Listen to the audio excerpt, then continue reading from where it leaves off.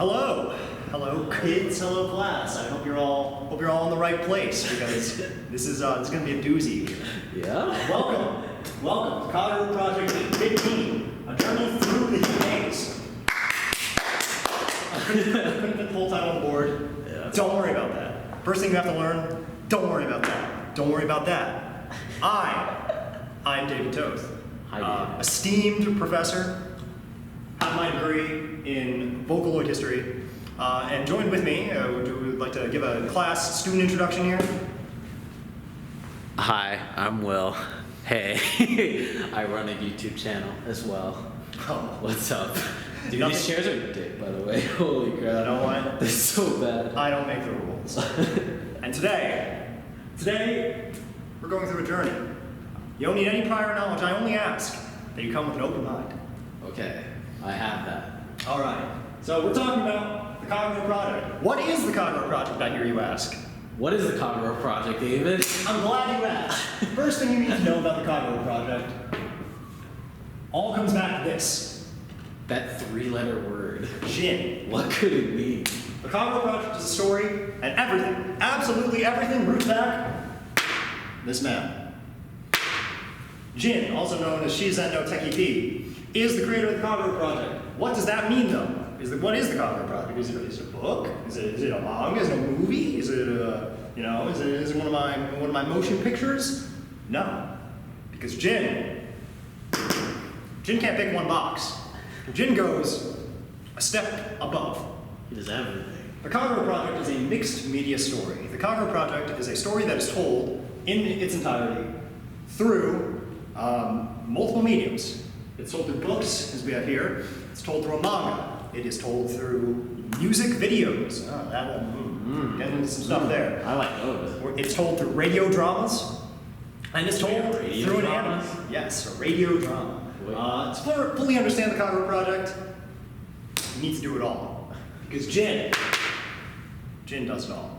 He does. He Now- does radio dramas. What the fuck is a radio drama? Now, there's some other names attached to the project, maybe of some interest. We have names like Shidu, Wanyanpu. Throw them in the trash. Yeah, because right now, we're talking about the story. We're together through this lesson here. We're going to go through the whole story of the KAGEROU Project. Okay. Now, story of the KAGEROU Project starts before you were even a twinkle in your father's eye. The story starts before any of us were born. The story starts at the beginning. How far in the beginning? The beginning. The beginning. With a name, Azumi. Azumi. Now, Azumi may have been the first thing ever alive. What is Azumi? No one knows. No one knows at first, anyway. Because Azumi isn't anything. Azumi is just watching the world from the second the world is born. And for time immemorial, Azumi just exists. Azumi is. What is Azumi? Azumi doesn't even know what Azumi is. But one day, her process of just casually observing the world is interrupted when Azumi, this thoughtless, shapeless thing that it is, encounters one thing. It encounters man. It encounters people. Okay. And we ain't talking, your superstars. We ain't talking your Justin Biebers of the world. We're talking cavemen. We're talking savages. One day, Azumi witnesses, for the first time, this new animal that she has never seen before. That animal is man. And what does this animal do? It does what man does best, and tries to kill her. Of course. So Azumi is found. Azumi has been living in a cave since time immemorial, is discovered by man, and man sees this thing it does not understand, And just gets rid of it. needs to get rid of it, yeah. Azumi escapes, but just barely. Azumi is a transcendent being. We're not really able to understand fully what Azumi is or what it's capable of. She's able to at once understand man, but she's also able to understand, the animals. She's able to understand the world around her in ways that we can't get into our little pea baby brains. So after escaping this attack by man, Azumi comes into contact, finds help and respite with none other than a serpent, a lonely snake that explains to her, what was that? Well, those were the humans, of course. And it's through this interaction. Azumi first has to ask the question, what am I? Throughout her whole time immemorial, the start of the universe up until now, she hasn't really had to think about it. She hasn't really thought about anything. But seeing this rejection from life through something, Azumi needs to figure it out. She looks into the reflection of a pond and sees that her thoughts, her questions, have given her the appearance, a strange appearance that is neither man nor snake, but a little something of both. So Azumi, being this all-powerful thing, when she starts asking herself these questions and trying to understand who she is and what she is, she ends up looking like a person, but with some snaky features. So she's Medusa. She is called by man Medusa. Oh, now, let's go. Now we're not talking. So we're reading ahead in the textbook. Now we're not talking like Gorgon. We're not talking Perseus. We ain't talking any of that. She isn't a Medusa. She doesn't have snakes for hair can turn you into stone. She isn't that kind of Medusa. Medusa is just the best thing that we, as stupid baby brains, can call this thing that we don't understand. So Azumi, after thousands and billions of years, meets man, meets snakes, becomes a little of both. And she is, for the first time, decided to go out and see the world, to go out and see this world that is formed around her with one question: who and what am I? So she does just that. But it turns out people suck. People suck. Who would have thought? Who would have thought? What a crazy thought. People suck. And whenever you're walking down the street and you see a little girl with snake eyes and snake scales on your face, turns out most people don't like that. Yeah. So we don't really know quite how long, but we're talking at least, Azumi was first met by like stupid cave people, like cavemen. And we're talking at least until normal people existed. Azumi had this tumultuous relationship with humanity. She would keep trying to interact with them, and they would try and kill them. And oftentimes, the record is a little out on this one, but it's at least heavily implied, Azumi has taken many lives herself in these squabbles here. But eventually, people, normal people like you and me, we're talking, come into the world, your David Bowies, your David Camerons, and we build roads, we build houses, we build it all, and we're able to think a little bit more. We're able to think a little bit clearly. Azumi thinks maybe. Wait, how many years does this, how long of a stretch of time is this? So we're talking the Big Bang up until... To now? Up until, if I had to guess, when we are about maybe 1800s. Oh, damn. Okay, so it's been millions of years. We're talking forever. It's like 4 billion years. Azumi is immortal. Yeah. We don't know what Azumi is. Azumi doesn't know what Azumi is. We're trying to understand that. Yeah. So, Azumi has persisted up until the age of normal thinking human beings, like you and me. And once she finds out that even with human beings being normal, they're able to think like she does, and they're able to consider, they're able to build things, have families, humanity still sucks. Humanity still always chases her out, always is after her, and so she decides, you know what? Done with it. Azumi decides that she is done with it all, and she goes out into the woods and says, you know what? I've tried. I gave it the fairest shot I could. This shot probably lasted thousands of years. Billions of years. Azumi kept trying to interact with life, and just nothing happened. Yeah. So she pieces out. She goes, I'm going to live. I'm going back to the way I started. I started living in a cave for billions of years. I'm just going to go find some place where the people won't bother me. I won't bother them. Is she smart? Look at that. Azumi. A billion years is a long time, bro. How do you not get the message? Is to quote one of my favorite pieces of music, perhaps not the sharpest tool in the shed. Not to say that Azumi is stupid, but you gotta understand that she hasn't learned things. She spent most of those billions of years just pretty much sitting in a cave. She didn't really even have a concept of time. And every time she has interacted with people, it's just been arguments and chasing pitchforks. Yeah. So she as Azumi is admittedly not the smartest, as we'll come to see. So Azumi goes into the forest. She goes, I'm done. 0. But right when she finds a nice cozy place, a place that she can sit down and start thinking about life, who discovers her but a man? Nazumi thinks to herself, more of these guys. But this man isn't any man. This is a man named Tsukihiko. Now, Tsukihiko isn't a normal man. First thing Nazumi thinks is, man, this guy looks like a freak. Because Tsukihiko looks like a freak. And what do I mean by looks like a freak? Tsukihiko is an albino man. So he has white hair, his eyes are red, and he's just wandering through the woods for reasons Azumi doesn't know. And he finds Azumi, and he goes up and he talks to her. And Azumi, had it with humanity, doesn't want to, she just keeps trying to tell him to leave. But Tsukihiko, for some reason, is very persistent. He just keeps trying to talk to Azumi. He's like, I just want to hang out with you. I just want to sit here, I want to talk to you, and, let's get something done. So Azumi jokingly says, if you want to do something for me, fine, just build me a house. I need somewhere to live. Now she says this, of course, because no sane man would just build her a house. We're not talking about a sane man. Tsukihiko decides he's going to do just that.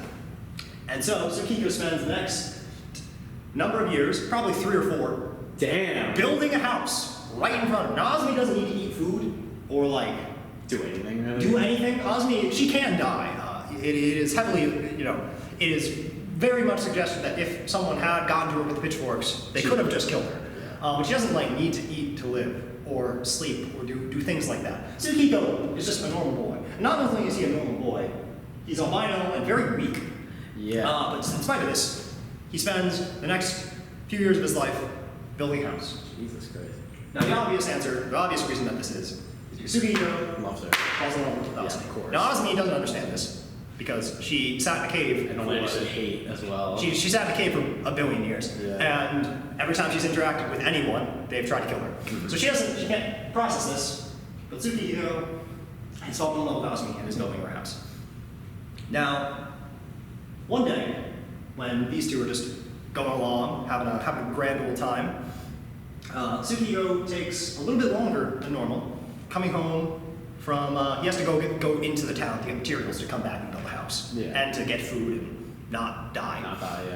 And it's taking a little longer. And Azumi's like, this freaking guy, never should have trusted him. But then, as time goes on, the night goes on and he doesn't come home, she starts thinking, this feeling of starts to turn into something that she hasn't really felt before. It's concern, it's worry, because she does care. And she realizes that she does care. That the thought that perhaps something happened to Tsukihiko upsets her. Tsukihiko comes back, but he comes back many hours later. And he's a little roughed up, ain't looking so hot. Azumi has to question him, what happened? What made you like this? And this is where Tsukihiko kind of comes clean about a couple things here. So, why was this weird albino man in the woods? Well, it turns out Tsukihiko was a soldier.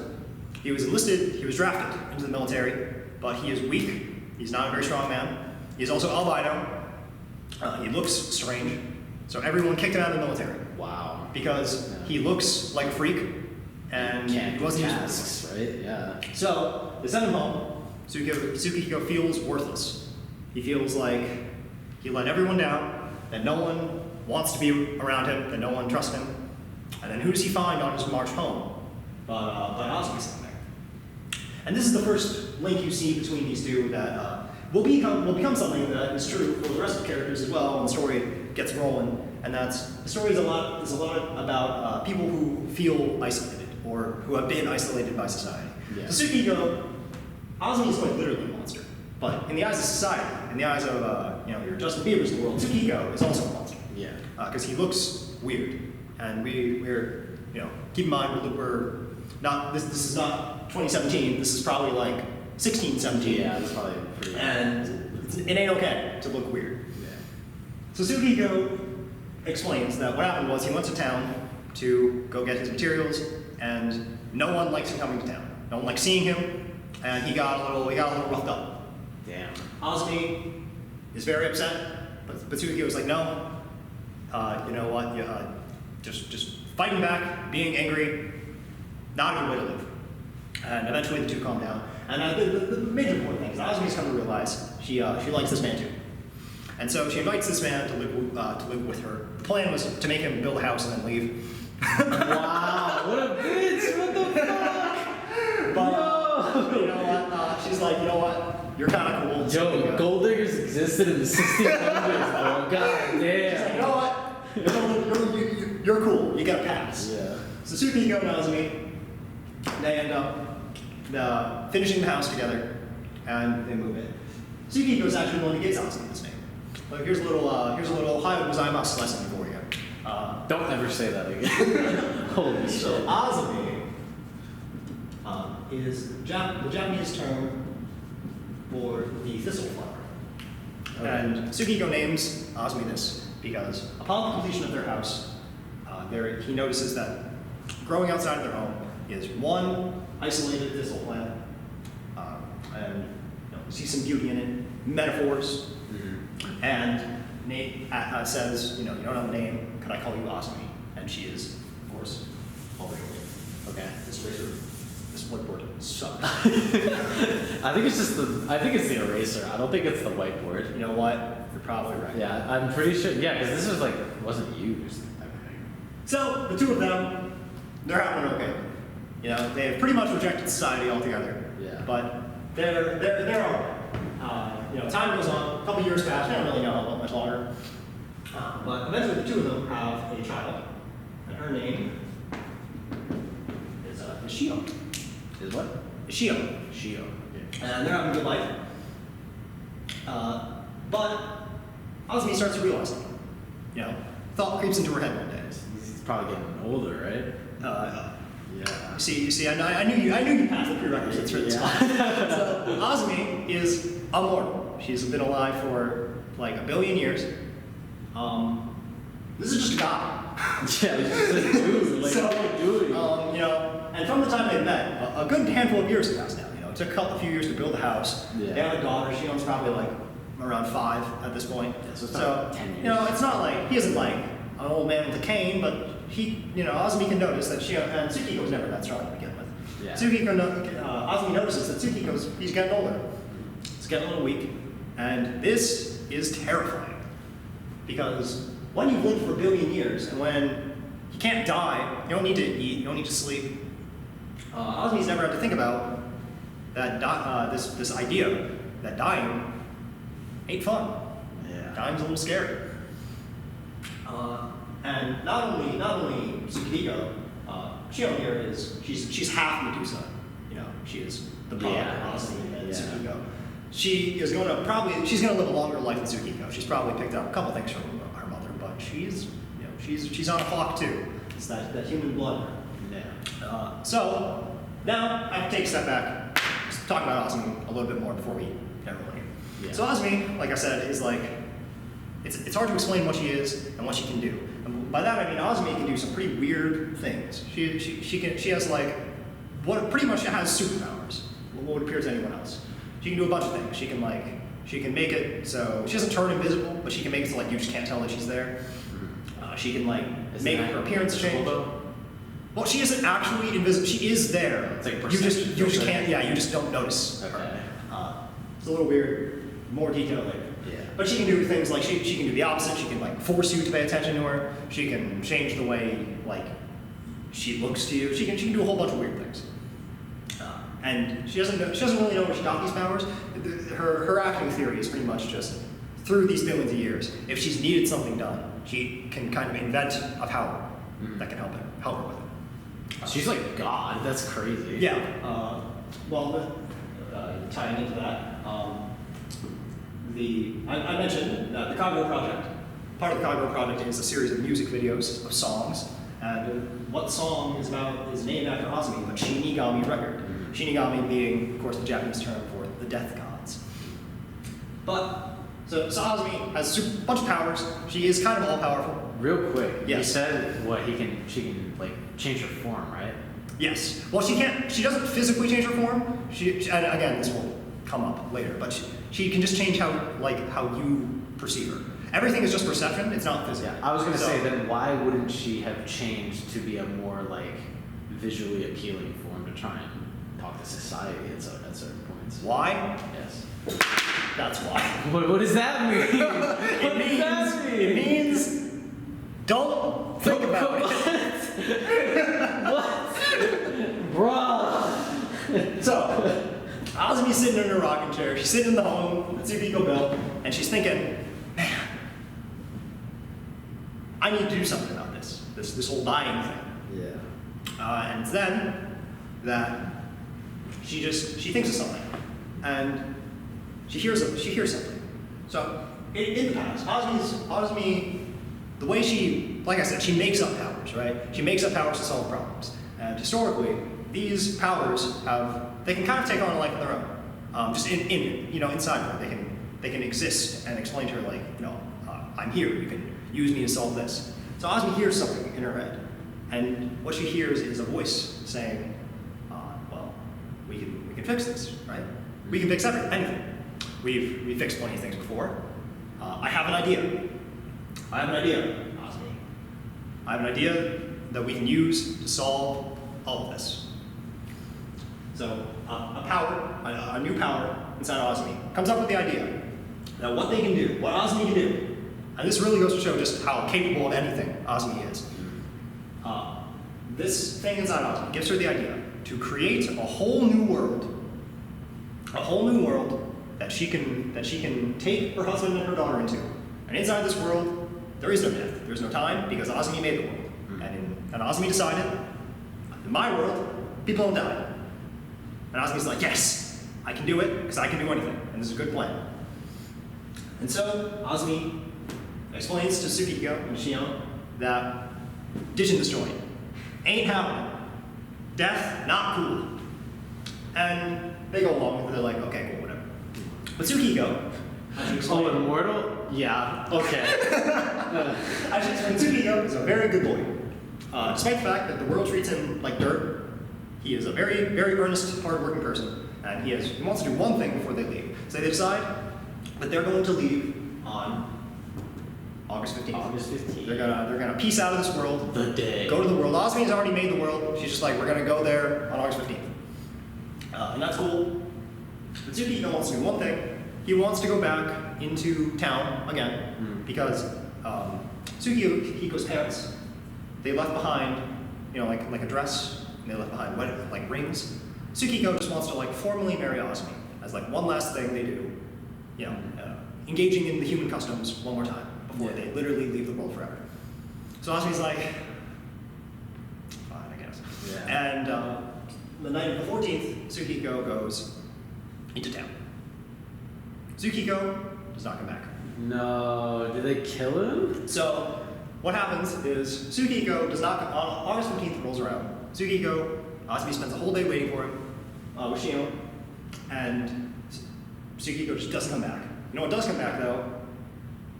Pitchforks. No. It turns out that so what happens to Tsukiko?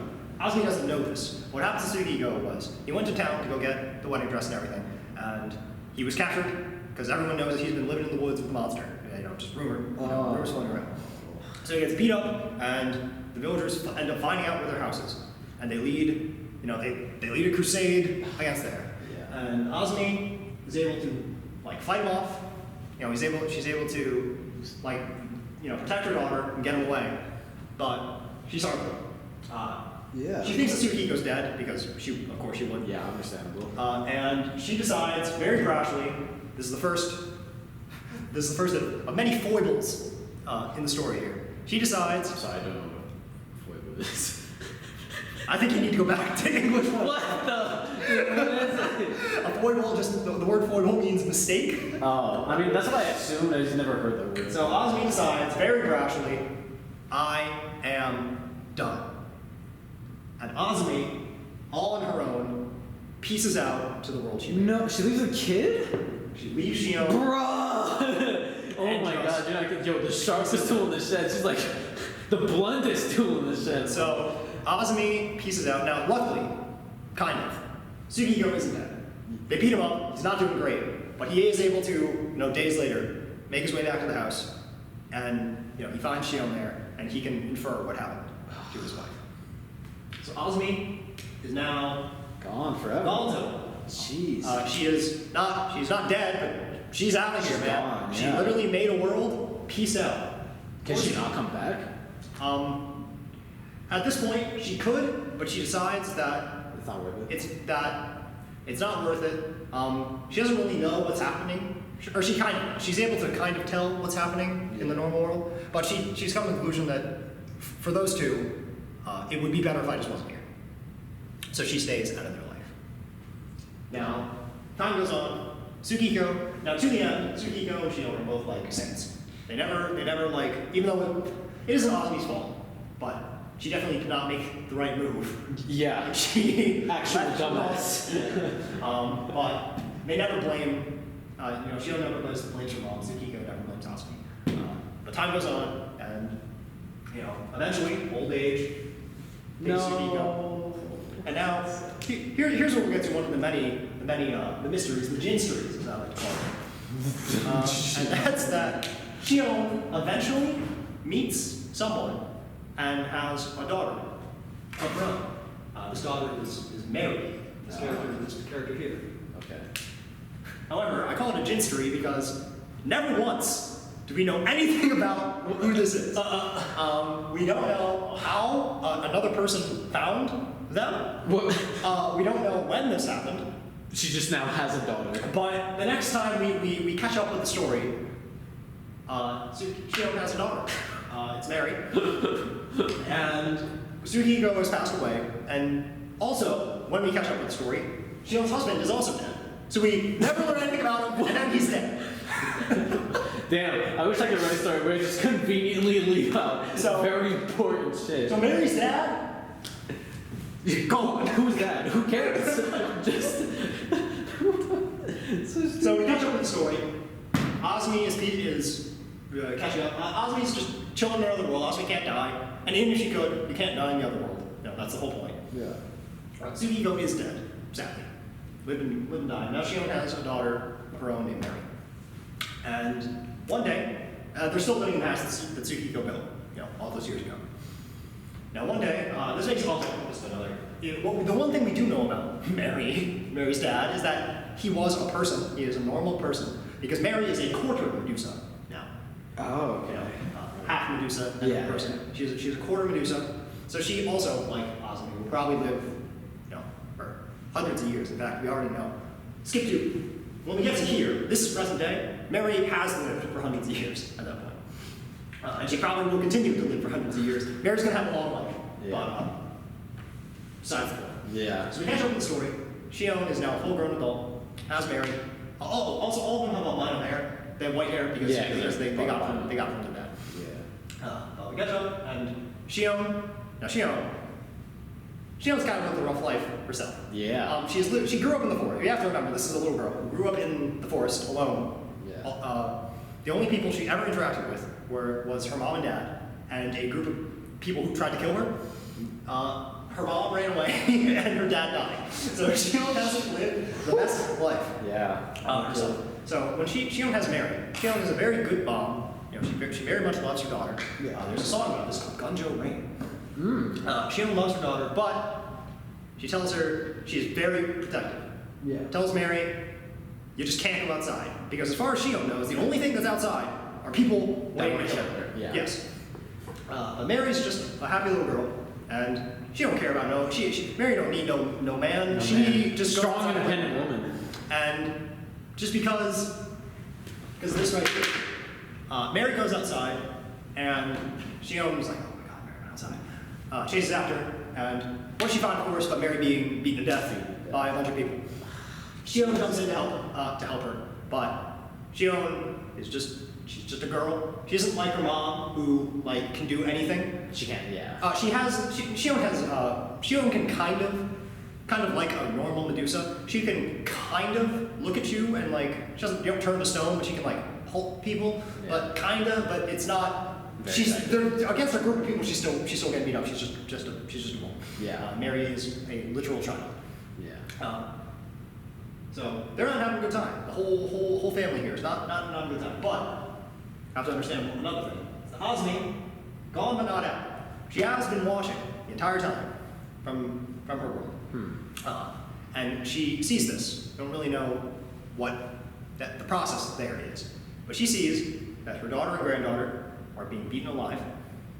And she goes, no, maybe I shouldn't have left my daughter there. Maybe I shouldn't have. Maybe not. Maybe I shouldn't in have hindsight, left my daughter to die on my front porch. So she goes, I gotta do something. And she goes, well, I'm going to open my world. She tells, presumably just to the world. She issues the command. Another fun fact. This is what's happening. What day is this all happening? 15. 8/15, August 15th. One day? What? Is it just coincidence? It's just coincidence. Just coincidence. But it just so happens it's happening again on the repeat. Jim. But Osmi says, Jay? it's right here. So Osmi says, world. See those two over there that are dying right now? I want you to take them. I want you to take them up into this world. And so the world does just that. Shion and Mary are getting beaten up, but they get consumed by the world. Again, we don't really know this happens, but it happens. And they are taken into the world, and they're not going to die anymore because you can't die in this world. Except there is a problem, and that's that Osmi has come to learn this world kind of sucks. Damn. Now Another in this great world, mistake yes, there. I know, not the sharpest tool in the shed. Yeah. Holy shit. And she really thinks it's for the better that you don't live here forever. So Osmi, all of her powers, she is like a core that kind of keeps everything going. Yeah. It's called we call it the queen power. The queen. For this one on, I'm going to refer to Osmi's powers as snakes because that's what they do. Okay. Because it's Medusa themed. No explanation. Doesn't matter. But Osmi's powers are called different snakes. So she takes the queen snake, which is her core power, and she goes, here, daughter, here, Shion, I'm going to give you this. And the powers are so strong that if you take this, you can go back out in the world and you won't die. This power will be your life. But Shion is a good mom and says, you know what? I'm going to give this power to my own daughter. So Shion gives it to Mary. And Mary gets spat out of the infinite world. Shion is now just in this endless world with her mom. But Shion says, I want my daughter to be the one that lives instead. So Mary gets spat out of the world. No real memory of what's happened. She's just chilling? She's just like, Mom? That's almost cruel of the mom. Like, jeez. She didn't really understand the ramifications here. But yes. Yeah. But Mary gets sent back. She can all but infer that her mother is dead now. Oh my And God. she goes to their house, and now Mary is alone. What? So it's unclear exactly when this happened either. It definitely happened a long time before present day, which is where most of the story happens. But it happened at some point. And now Mary is just living in this house that Tsukiko built alone. Tsukiko's dead. Azumi and Shion are stuck in some other world forever. And Mary is Jay chilling in her house. Wow. So next we pick up the story. This is the first sort of part of the story. This is what sets the stage for everything else to come. Okay. When we next kind of catch up with the story, well, I guess we should take a step back here. So Osmi, we're going to keep the train going of Osmi, not the sharpest tool in the shed. No. What else could she do? So it turns out that you kind of. So Osmi was very generous. She was like, take the core of my power. Yeah, so now she doesn't have it. So now she doesn't have it. And what that means is that she can't control her world anymore. Oh. So so what was the last thing she told the world to do? She said open it up, right? She said, open that up and today take those two people dying today on August 15th, take them in and give one of them a power and let them go. Yeah. Turns out, not the sharpest tool in the shed. The world keeps doing this. So we skip ahead a while, but it ends up being that Osmi completely accidentally ends up implicating a bunch of people that she never meant to. Oh. So, and that brings us to our eclectic set of characters here. Our real cast of our story. So the next relevant thing that happens is many, like probably over 100 years later. And it concerns these three these three people here: Kido, Kano, and Seto. Ignore that there's a 0 before 1, and ignore 4 through 9 here. Kido, Kano, and Seto. Okay. So it ends up being that Asumi's powers, that Asumi's command, her wish that she gave the world, ends up continuing far beyond what had happened. So every one of these people, you'll find, has had a similar fate to Shion and Mary. Of course, Mary is not. They start getting beaten. Definitely, they just get the power and get. Like, So I'll explain. So this is the first person Kido. Yeah. And these are all people who coincidentally have nothing to do with Asumi. They had nothing to do with the story. This is happening hundreds of years later, but they are affected because of this thing Asumi said. So on August 15th, one day, Kido is a girl, and she is living her life. Her life kind of sucks. Kind of sucks to be Kido's Sumoni. Because one day, her father sets her house on fire because he's crazy. Nice. And he ends up Very cool. he ends up dying in the fire. But in addition to dying in the fire, are Kido and her sister. What day does this happen? It's happened August 15th. So because Azumi is using her big brain, her command applies to Kido. Oh, okay. So her command, remember, was taken. She just told the world, taking those two people. So two people, Kido and her sister. Take the two people who were dying on August 15th, And brings them in. bring them into my world, and give one of them a power and spin them back. So this is exactly what happens to Kido. Oh. Wow. Kido ends up. Now, there is another thing. So obviously, I'm sure hundreds, thousands of people die in pairs on August 15th. You know? Yeah. But something. So Azumi, since coming into the world, can't make any more powers because she gave her core away. Yeah. So Azumi had like around 10 powers that are just kind of being picked one by one. but you can only take it if like the power. If you can only actually the reason why everyone who dies on August 15th doesn't just come back is you can only take one of her powers if it like fits with you. Because remember, she made all of her powers because for like a purpose. Yeah, for a reason. So that reason you have to resonate with that reason. So Kido ends up being taken with her sister into this world, and Kido at the time was overcome with this desire to disappear because she felt, for a whole plethora of reasons, the fire was her fault and everything was awful, and she was like, "This is awful. I just get me out of here." And one of Azumi's powers was the like effect of invisibility. So that power goes to Kido, and she pieces out. Now, again, it's actually Kido Sumo because your house burned down, your whole family's dead. You're just chilling now. Now you're Jay chilling. Oh my god.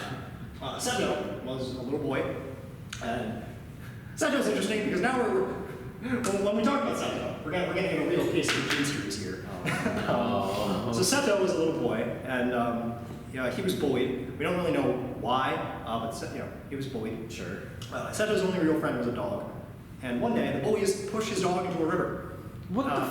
Seto jumps in after this Those dog. some evil ass bullies. Seto jumps in after trying to save his dog, and they both end up drowning. Oh my god. Now, I call this a jinstery because taking those two people, now apparently dogs count. Because the two people are Seto and his dog.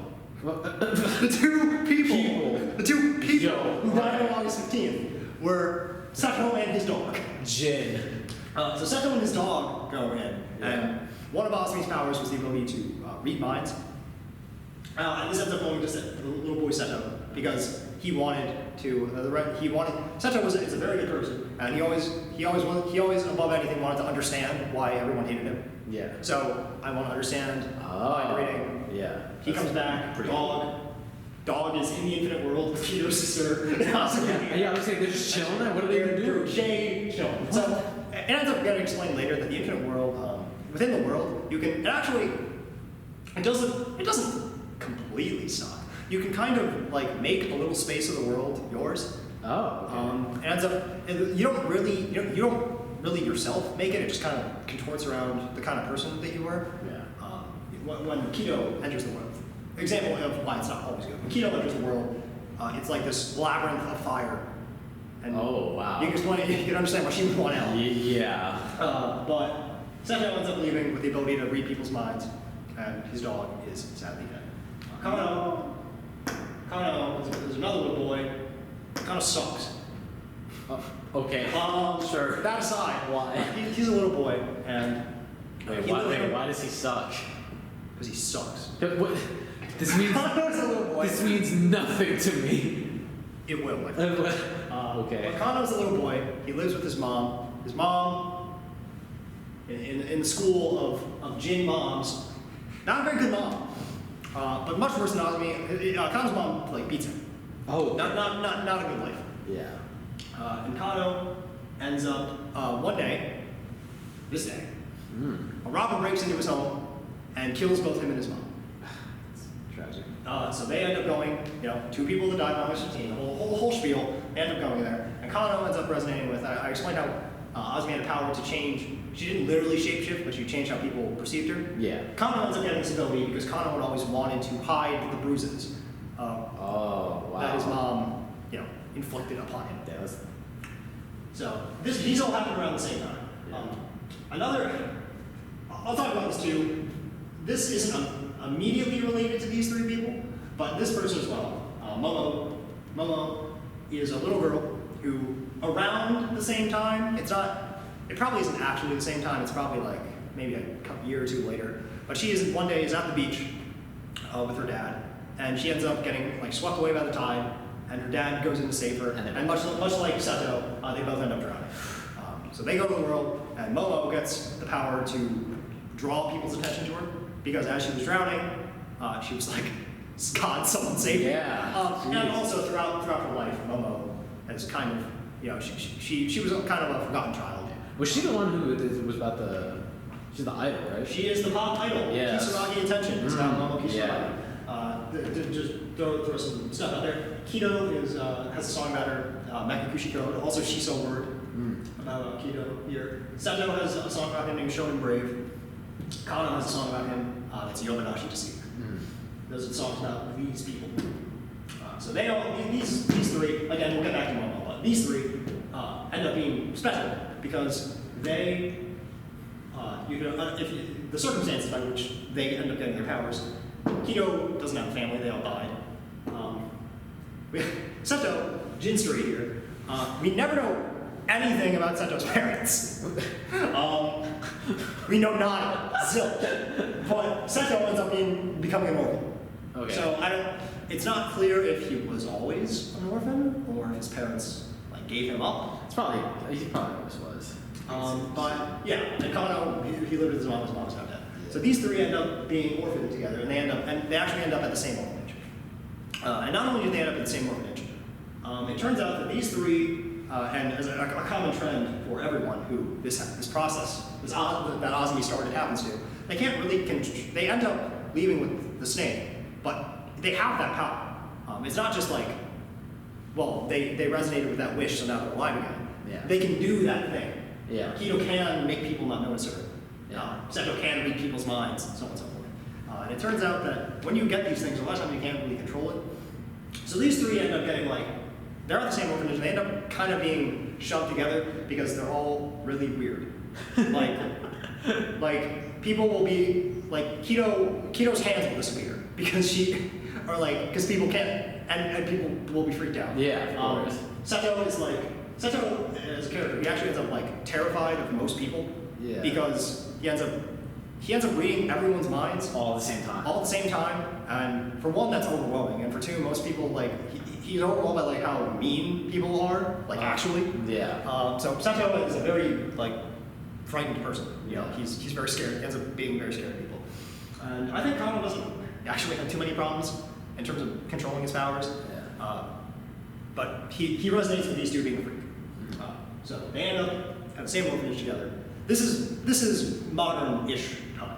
This is maybe early 2000s if we were putting it in context. Okay, yeah, so it's present day. Yeah. Now, luckily for these three, they don't have to be orphans very long because they actually get adopted, all three of them. They get adopted by a family called the Tateyama family that is composed of a man named Kenjiro and a woman named Ayaka. These two, Kenjiro and Ayaka Tateyama, end up adopting Kido Kano and Seto into their family because Kenjiro and Ayaka are both scientists. And the topic that they've been studying throughout history, they're also kind of historians, has been studying Azumi. Oh. There are people who've been studying like the myths about this woman who used to exist. Oh, so they heard about this and were just like, we need Yeah, to they heard that at this hospital there are these people with like weird powers. Also, when you use the powers, it's kind of incidental to anything, but when you use the powers, your eyes turn red. Osmi's eyes were red. Yeah, it's Yeah. This sounds highly illegal. But you just take the kids and just like, we're gonna test them. Like, well, that's what you think. But Kendra and I are actually great parents. Okay. This is the first time we're not having a hashtag tin mom. Because Okay. Ayaka's super sweet. Kendra was too. They adopt them because they're interested in them, because they relate back to Osmi. But they both legitimately like care about keto comments. okay. So they end up joining the family. But most importantly, out of either Kendra and Ayaka actually have a daughter. One Ayano Tateyama. And Ayano ends up being instrumental in the story, and for pretty much the whole cast, actually. So Ayano is just a normal-ass girl. Yep. She's just a happy little girl, and just like her parents, happily welcomed these three strangers into their home. Ayano does too. Ayano is a couple years older than them, but she's still a child when all this is happening. She's like, maybe 7 or something. Okay. Wow. This is really young. Yeah, but Ayano is super sweet. She helps them, and most importantly, Keto hates people. Her dad set her on fire. Yeah. Seto hates people. Uncool. Seto hates people because he hates people. And he sees how much they hate. And Kano was beaten and Probably stabbed to hates death. people. Yeah. He doesn't. He hates people less than these two. Yeah. But 3 of them, they're not hashtag lovable. Yeah. But Ayano is super sweet, and she really ends up being a good thing for them, and helping them get back up off their feet. Yeah. And Helps them acclimate to society somewhat. yeah. So Ayano ends up becoming really good friends with them and helping them, get a little life back into their lives. Next big thing that happens though is that one day, Keto and Kano, they're getting along pretty alright. Seto's still having a hard time. He's having a hard time like controlling his powers, and anytime he turns it on, he's like, he's not. Just wants to turn it off. Yeah. You have to remember, Seto never got along with people to begin with. Yeah. He was bullied even before he could read everyone's minds. He got bullied. He literally drowned to death. So, Seto's been having a hard time. And one day, as Seto is known to do numerous times, he ends up just kind of running away. He's just in town, but he ends up running away because he's so overwhelmed by just everyone's thoughts and how, just by how people are. So he runs away into the woods. And he's just like, oh, well, Seto's also hashtag not the sharpest tool in the shed. He ends up getting lost because he wasn't really running anywhere, he was just running. Yeah. So he's lost in the woods. Good God. But it's okay because he meets a talking hamster. He means what? He meets a talking hamster. Oh, I thought you misspoke. No, that's still weird. What? Okay, so it's not literally a talking hamster. He meets a hamster who he can communicate with because He can read minds. Yeah. Oh, he can read the minds of an ant. That's actually dope. Yes. So he meets a hamster. It's one of the more, shall I say, infamous moments when Seto was just hanging out and a hamster starts talking. And Taro's on. But it's completely inconsequential to the story too. It's just funny that he meets a hamster that becomes his friend. Yeah. When he meets a hamster, and the hamster's like, well, I can show you where to go. Or rather, the hamster notices that Seto has red eyes, and he's like, oh, that's weird. You have red eyes too. Seto's like, 2. What are you talking about? And it turns out and the hamster's well, let me show you. And the hamster ends up guiding Seto for a while. But Seto, he's in the forest, so he can't really hear people, but he starts to hear, someone's thoughts. He hears someone thinking like, oh, everything sucks. I wish I could get out of here, so on and so forth. And it ends up being where the hamster's leading him. The hamster ends up leading him to Tsukiko's house. Oh. And in Tsukiko's house is, of course, Mary, who has been living alone for probably 100 years. Yeah, probably longer. Probably 400 years. For a hot minute, Mary's been living alone because her mom is gone and her dad died. And she's just been living alone, terrified. Now, the one thing that did happen as a result of that, like I said, Mary doesn't really have full memory of going to the other world and meeting her grandma and stuff, but she is really petrifyingly terrified of people. But Seto ends up being ledger. The events of this are documented in the song Imagination. Imagination Forest, yes. Yes, where Mary has been living alone for Hundreds of years. freaking forever. But one day, Seto ends up finding her. And Seto ends up really resonating with this girl because much like her, Seto is really scared. He's scared of like people, he doesn't like them, but he like knows how much that sucks. And he sees this girl who's really suffering, and he's like, well, let me help you, let me be your friend. And they end up being able to get along when they do meet. Seto has the big brain play of, you live out here all alone? Well, I know a place. Oh, he brings him back to the orphanage. So Seto, well, that wasn't the orphanage. They live with Kenjiro and I. Oh, right. So back to the family. But he's like, but Seto ends up being like, well, you can come live with us. So he takes this girl who he met just now. Yeah. Who also has red eyes too. Who has red eyes. I'm sure the parents are like, who has red eyes and has never seen a person since a group of people killed her. Yeah. And he leads her by the hand, and big brain, just like you said, Kenjiro ran after her. What have you got here? So as it turns out, their research is suddenly taking a big swerve. Yeah. Where the person that they've been trying to study on me for the subject, here's her granddaughter. Subject just brought her home. Imagine being those people and they see her and they're just looking like, yo, what the fuck? Yeah, so Seto brings her home, and Kendra and Ayaka having a field day. Yeah. They're like, this is awesome. Yeah. Can you tell us about your mom, about your grandma? Well, I don't really know. Mary doesn't really know her grandma, but she's like, there's my grandma had a journal in her house. There's a bunch of things in my house. Maybe we could go there. But Mary kind of joins the crew. Ayano, very sweet girl, ends up being like, you joined the crew too. So now these two have what? 1, 2, 3, 5 children. 5 children, just children, yeah. But they all get along really well. It's very positive for Mary. She ends up meeting these very kind people.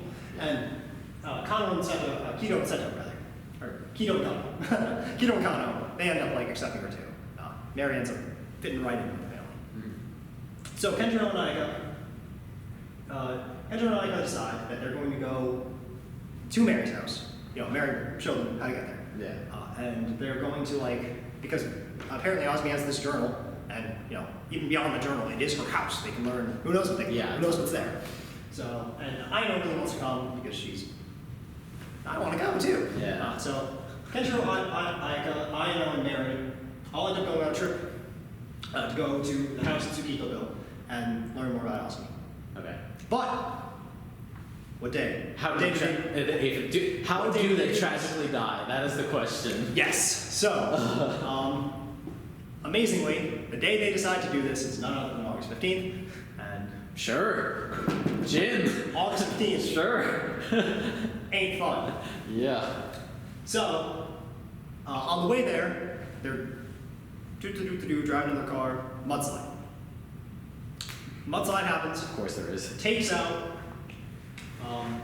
Kendra, Ayaka, and Ayano. They all just die? They all die. They end up dying in the mudslide. Mary gets kind of stuck, but she isn't dead. Yeah, because she But can't. Kendra, Ayaka, and Ayano, they all die. Yeah. They all get iced.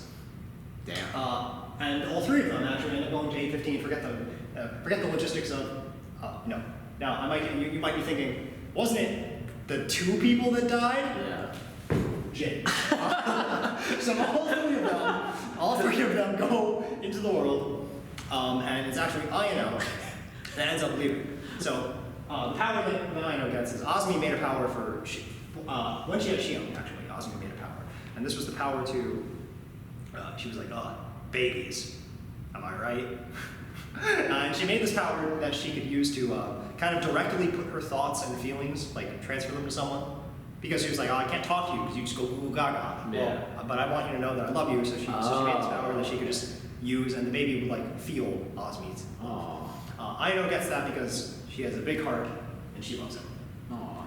But all is not well, because before Ayano gets his power, I mentioned that when Kido went to the world, her world was like a flaming disaster. Yeah, literally.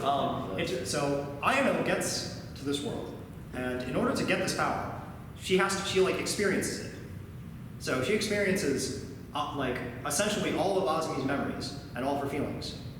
There's a problem there though. One, Osmi's been alive for like billions of years. Yeah. Two, Osmi's life sucks. Yeah. She's probably just like depressed as hell now. She has been, Osmi of course was chased by people like for trying to get killed. thousands of years. The whole thing happens to Pinocchio, and Osmi's really not a happy camper. So Aino ends up maturing like mentally a lot, and she matures into a very spiteful person. And this all happens in an instant. Yeah. She just gets like all of Osmi's memories and feelings that just like burst into her brain, and then she gets spat out. Wow. So Aino wakes up, and she's like, and furthermore, Aino because she got Osmi's memory, she understands what's happening. Yeah. She knows I went to this world. Yeah. And she's like a child. She is still she's about to go into middle school.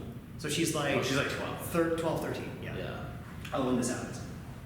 So she gets spit out, and Mary, like I said, Mary didn't die. She was able to luckily make it out. But so she crawls out of the mud and she finds Aino, and she's like, oh, Aino, what's happening? But Aino is not, and this is very shocking for Mary too, because in the matter of a second, Aino is now a completely different person. Aino is vindictive and very, very bad. And she actually lashes out at Mary saying, if not for you being stupid that one day, because she knows what happened to Mary. Yeah. If not for you being stupid that one day, none of this would have happened. Oh my god. And Aino isn't wrong, but she's mean. Yeah. So the thing is, Aino experiences all of these facts, but she is still a child. Yeah. So the way she processes it is very very childish. So she ends up lashing out at Mary. Like she understands things that no one else can, and she gets really mad at Mary. So the two of them leave the mountain and get home. We don't really know how this is. Yeah. They just. But they get home. They do. And they have to explain, covered in mud, to their three siblings. Mom and dad are dead. And Aino, again, she has knowledge, but she is still acting like a child. And furthermore, she's in grief. She isn't acting rationally. Yeah. She's like, she goes up to Kitakano and says, she's like, listen guys, I have the answer. Needs to go. Mary needs to go. Oh my goodness. You may not understand, this is all her fault. And Kido and Kano Seto actually when Aino is proposing to like throw Mary out to the streets or like kill her, they actually side with Mary. They say, I don't know what happened to you, big sis, but this isn't you and this isn't right. And they actually end up just leaving. Wow. They go, we're not gonna just let you do this. We're out. So Aino is now left in a house, all by herself. Her parents are dead. Her siblings left her.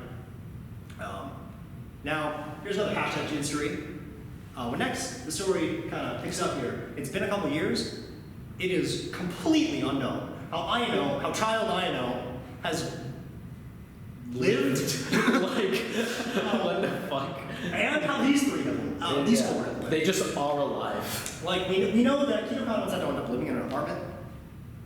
They're like... They have no 10. income. Yeah, they have 10. Like, they end up explaining that... I don't think it is actually illegal for them to have jobs at that age. Well, yeah, when that president picks up, they explain that, like, and this is a few years later, but they explain that at that point, Seto works, and Seto, like, doesn't go to school, he just became a day laborer, and he pretty much just pays for everything. Jeez. But how did they get How did 4 kids get under? Yeah. What employer is willing to hire a 10-year-old child? That is an actual crime. But Aino ends up, living on her own. Yeah. These four, sucks to be them. Yeah. Sucks to be anyone right now, honestly. Yeah. Has a happy thing happened yet? I don't think the answer is yes. Not really. Negative. And in classic Jin fashion, the next thing we have to talk about, nothing to do with any of this. Oh, awesome. So, the KAGEROU and Aiga story happened, much like the Azumi and Tsukiko story happened. And this is all groundwork for things that will happen later. But the events in and of themselves are kind of disconnected from each other.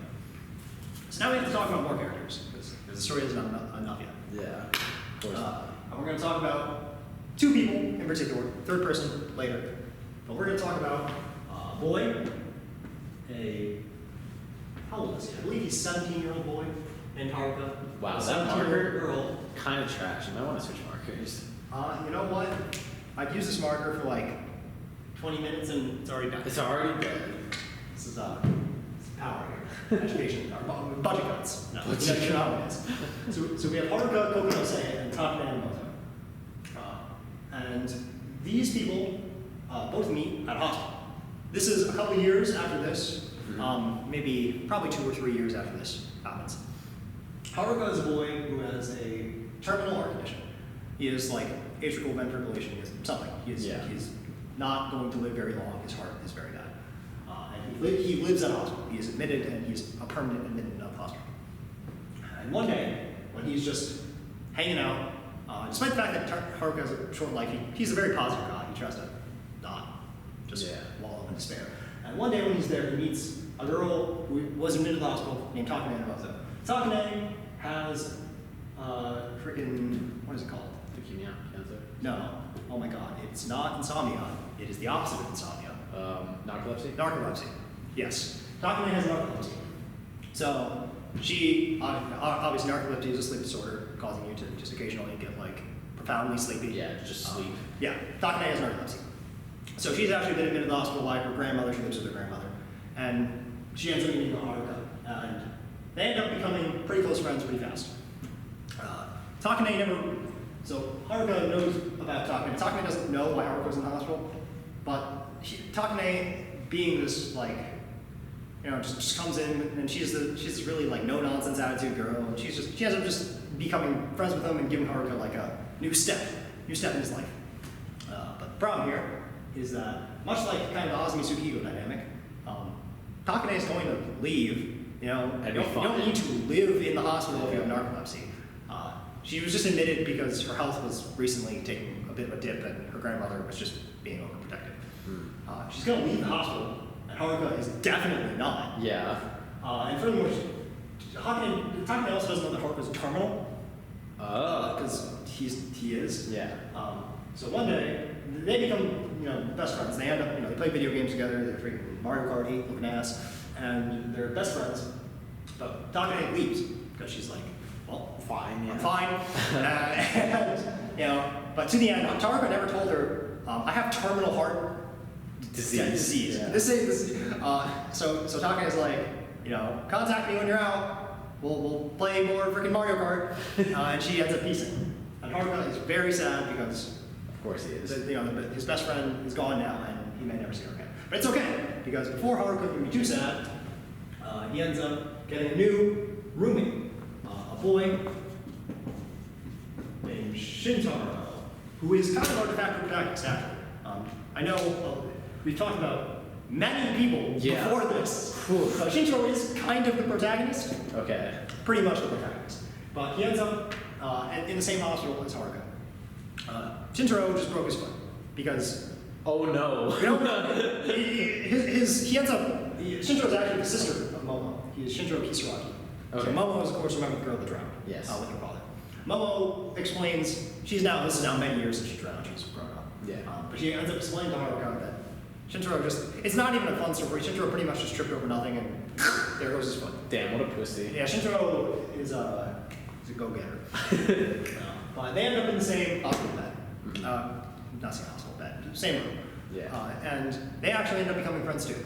When Takane left, she left Haruka with her freaking brand neutral gaming device. And Haruka and Shintaro also end up, playing games together and becoming friends while they're in the hospital. Okay.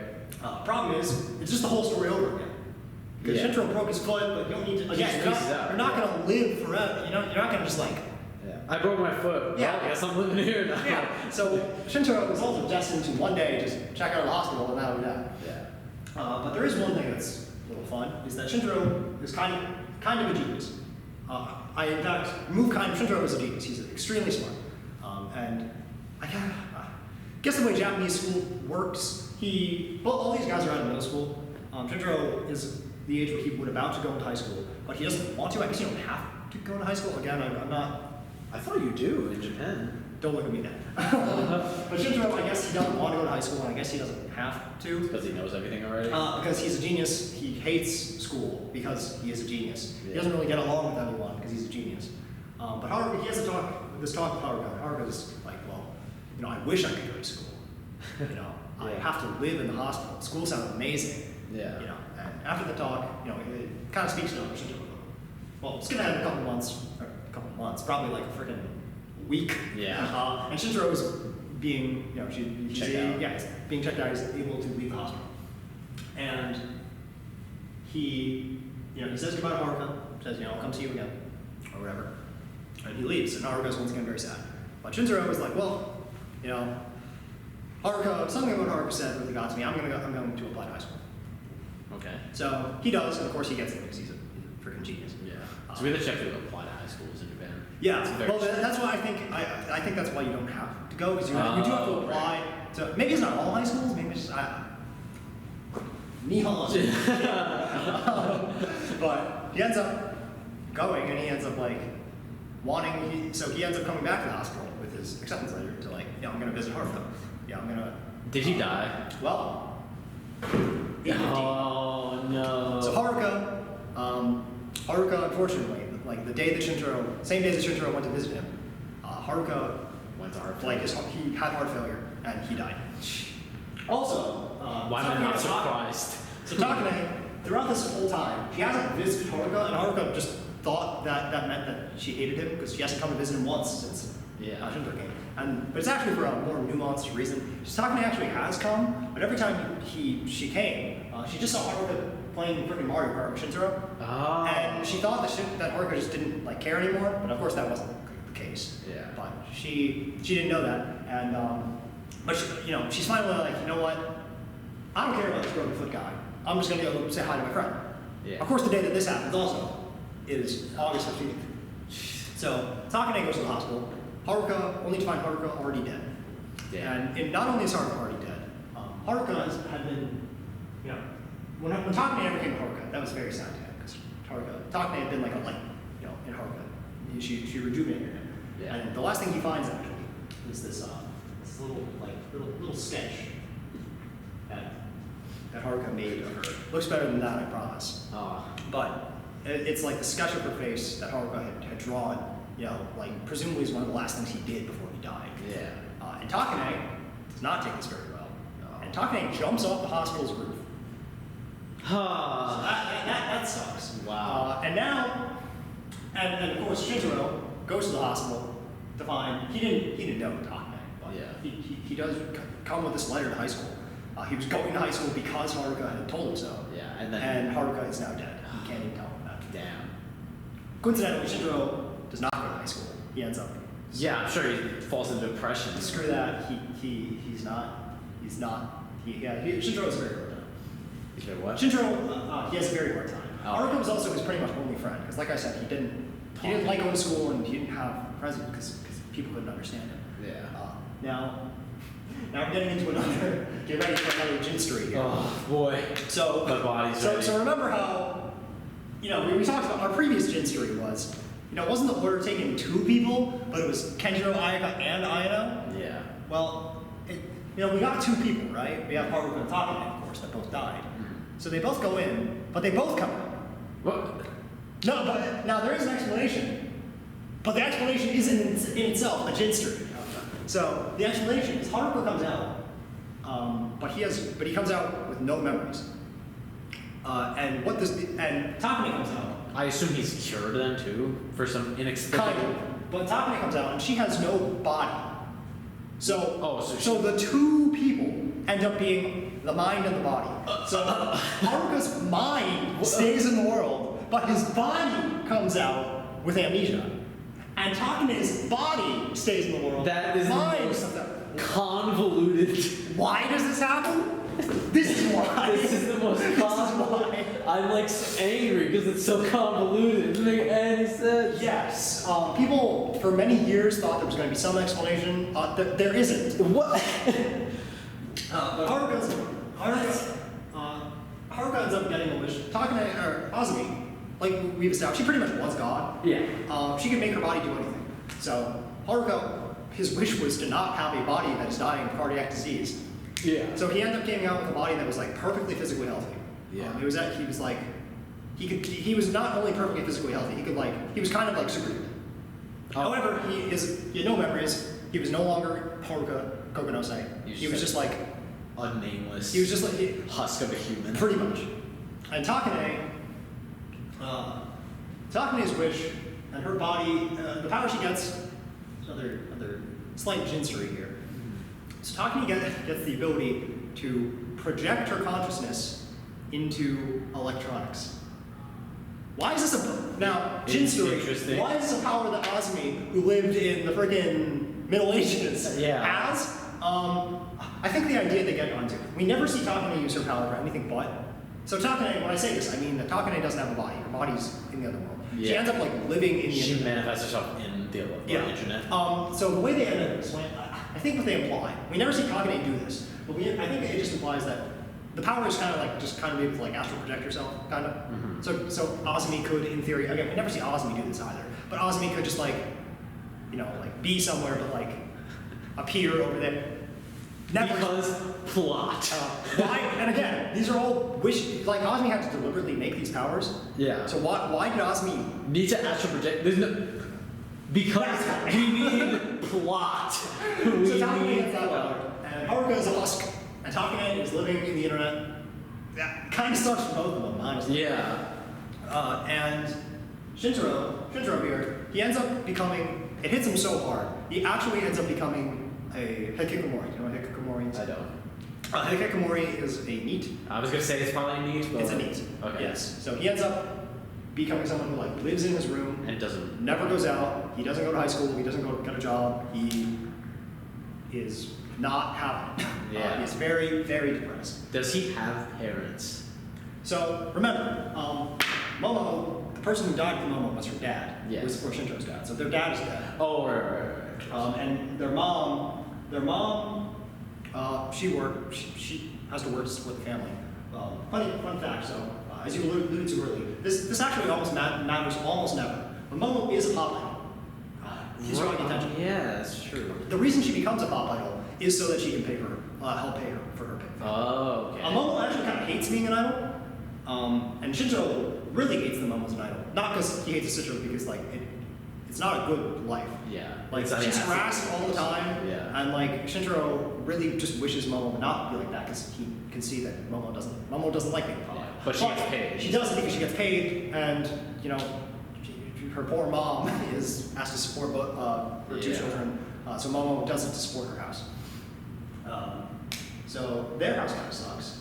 These two are dead, but Takane actually ends up finding, perchance, she's just scouring the internet, and she ends up finding Shintaro, like through the internet, and she knew who Shintaro was because she saw him with Haruka. But Shintaro never met Takane, so she doesn't like recognize her. She also looks they both look a little different than they did before, but not. I mean, it's the point where Shintaro would probably recognize her if he did see her. Yeah. But Shintaro never knew her, so she ends up like being like, well, I guess this is as good a place as any. At least I know who this is, right? It's better Does she than nothing. project herself like onto his screen or something? Like, Yeah. Oh, okay. Yeah. Like she's not just like a name. No, It's like it's not a chat. She appears and like moves around the screen like Shintaro can see her. Yeah. Oh wow. Okay. That's kind of cool. Yeah. Haruka, like I said, doesn't have his memories. Konoha is actually the name he ends up. I think the implication that someone gives him that name, because at least in this timeline. Yeah. Forget I said anything about the word timeline. But Konoha is his name, and Takane ends up calling herself Anna just in case Shintaro could just obfuscate her name. Oh, Konoha is the name that Haruka takes? Yeah. Okay. Haruka takes on the name Yes, I Konoha, understand. and NA, Takane takes on the name NA. We Right. have all these people except these two. Got One it. of the least inconsequential characters in the story Awesome. at all. But now, guess what? We're finally ready to start the story. Oh my So god. always. Wait. We can cut here real fast. I don't care, but like, it's been like an hour and a half. Like, Yes. do you know how long it's gonna be? I don't mind, but like, That's a good question. I want to be prepared because it's So- been like an hour and a half. All of this You just needed to know who all characters were. You might have to split this into like 2 videos. We'll see about that. But we're ready to start the story. Oh boy. So our story starts with Shintaro and Momo and Ed, who are just all at Shintaro's house. And one day, Shintaro is palling around his house, and NA screws with him. So NA is not, she doesn't have a body, that sucks. Yeah. But she also doesn't have, her narcolepsy anymore, because she isn't a person. Yeah. So that's kind of cool. She isn't isn't wallowing in sorrow or anything. Yeah, she's just like chill. Of like the people here, she's probably one of the most optimistic. She's like the epitome of Jay Chillin. She's literally just on the She really is Jay Chillin. Yeah. So she'll screw Shintaro all the time. Like she'll just do stuff like she'll just like play a loud alarm to screw with him, like make him jump, or like she'll just go through just read all the files on his computer. My gosh. But she just screws with him. And one day she's screwing with him. Shintaro knocks over a bottle of soda that he has on his desk into the food of his rabbit. This is the setup for our story. Okay. He has a pet rabbit, and he ends up This is how the story begins. He ends up spilling soda into the rabbit's food. And that kind of sucks, doesn't it? Yeah. Darn. So he's like, well, good job, NA. Now my rabbit doesn't have food. I'm not going to fill this Coke soda food. I need more food. Well, I'll just buy some on Amazon. Actually, wait. Oh, no, he's like, I could buy some on Amazon, but then I can't feed the rabbit. Guess we need, I'll let someone go get food. And at the same time, he's just arguing with NA. Momo person is like, why are you so freaking loud all the time? Yeah. Just sibling bickering stuff. Momo also knows that this weird girl has been living in Shintaro's computer. She just kind of has accepted it because she doesn't know. Doesn't know why. anything. She knows that, Shintaro is arguing with that thing in his computer again. Yeah. And Shintaro's like, sister, I have something for you to do. Because Shintaro doesn't leave his house. Yeah. He's like, sister, you see this Coke-soaked food? Want to give my rabbit some more food? And Momo's like, hell no. And they end up bickering, and eventually they come to a compromise where they all go out because Momo needs to buy stuff too. Yeah. Something like that. They all end up going out. This is the first time Shintaro has left his house in 2 years. Wow. Jesus Christ. Yes. So Momo and Shintaro end up leaving with Emma, and they end up going shopping together. This is the first time in addition to this being the first time Shintaro's left his house, the first time he and Momo have talked much since Shintaro just went full recluse. Yeah. But it's fine. However, they meet. Well, first of all, what day is all this happening? Oh. This day. So who dies? Well, we're not getting there yet. Oh. Yes. Okay. But Shintaro and Momo are out in town, and they get approached by these two children. These 2 children are both number 9, Hibi and Hiyori. Okay. And they're both little children. Hiyori is actually related to Ayano, it doesn't really matter. They come to the city with the pretense of they're kids from the country, they just came to the city on a trip. They're just there. Mm-hmm. Momo is a pilot, so they end up getting recognized by these 2 kids. Hiyori in particular is a big fan of Momo, and they end up just hanging out. Momo's like, well, you can hang out with us because she's a good person. And Shintaro's like, as Shintaro wants to do. And they all end up hanging out. Momo actually ends up giving her phone number to Hibi and Hiyori. You can call me, we're friends. Oh, I'm friends with the papa. She's just being nice though. And Mary and Shintaro go home after hanging out with these kids, and they're like, we did a good deed today. And that is all good, except Momo realizes that she accidentally took one of their bags. They all went shopping together, but she ended up with one of their bags instead of them. So she's like, I gotta call them. We gotta swap our bags again. So she calls Hiyori, and she hears Hiyori screaming bloody murder on the other side, because today's August 15th. And these 2 were involved in a traffic accident. What kind of traffic accident? A song, KAGEROU Days. Yeah, the truck. Yes. So both of these 2 got hit by a truck. Wow. And got spit out into, the world. But they got taken from the world, and it ends up being Hiyori ends up leaving the world with the power of kind of clairvoyance. So she can See everything. She can see everything because, and the reason for this was because in the trap when she was in the world, the two got separated from one another, and she wanted to find Hevia. Yeah. So she ends up getting this power of clairvoyance. Hevia will actually end up leaving the world as well, for different reasons that we'll get into in a bit here. But Momo and Shintaro freak out, and they're like, well, something's happening, we gotta go figure out what happened. So they're out to go get him. And while they're both out and about, they end up meeting everyone else who is apparently also looking for these kids. Why are they looking for these kids? So the main reason is that, so Konoha, let's take a step back here. Konoha, of course, remember, was Haruka. Yeah. He ends up being, so he has no memories. He doesn't know where he is, why he's in a hospital, what anything is happening. So he ends up just wandering around being homeless. Yeah. And he ends up being found by none other than Aino, who again has been staying alive somehow. Yeah. And Aino, she still is like at her heart a good person. Like she never did, even when she fought with her, fought Mary. She wasn't doing it just purely out of spite. She really thought that things were going to go very bad if she stayed. Yeah. So she ends up letting Konoha stay with her. And Konoha ends up, and Hibia and Hiyori, remember I said they were related to Aino. They actually were staying with Aino too. Oh, sure. So when they disappear, Konoha ends up going searching for them. And Konoha ends up meeting these guys by chance. Okay. And these guys can look at this freak for 1 second and go, hey, that guy's got an eye thing too. Yeah. So they all end up helping each other. And these three in particular are very aware that today is August 15th. Oh. And that perhaps there might be more to the story. So pretty much the story turns into every one of these people are looking for Hibia and Yuri, and including Aino. And Aino ends up, in Shintaro, end up bumping into a bunch of these people end up bumping into each other. It ends up just kind of being a mad dash of characters meeting each other for the first time. And, I'm looking for these kids. Well, I'm looking for these kids. Well, why are you looking for these kids? I'm looking for these kids. And Aino and Shintaro end up finding each other and meeting Hibia. Now that's a little weird, because if you can remember, Is he already that guy? Yuri left. Yeah. So why Hibia is left too? I don't remember where that is. Well, we'll get there. But they end up meeting Hibia, and they're like, well, come with us. We'll take care of you, and we'll find Hiyori somewhere.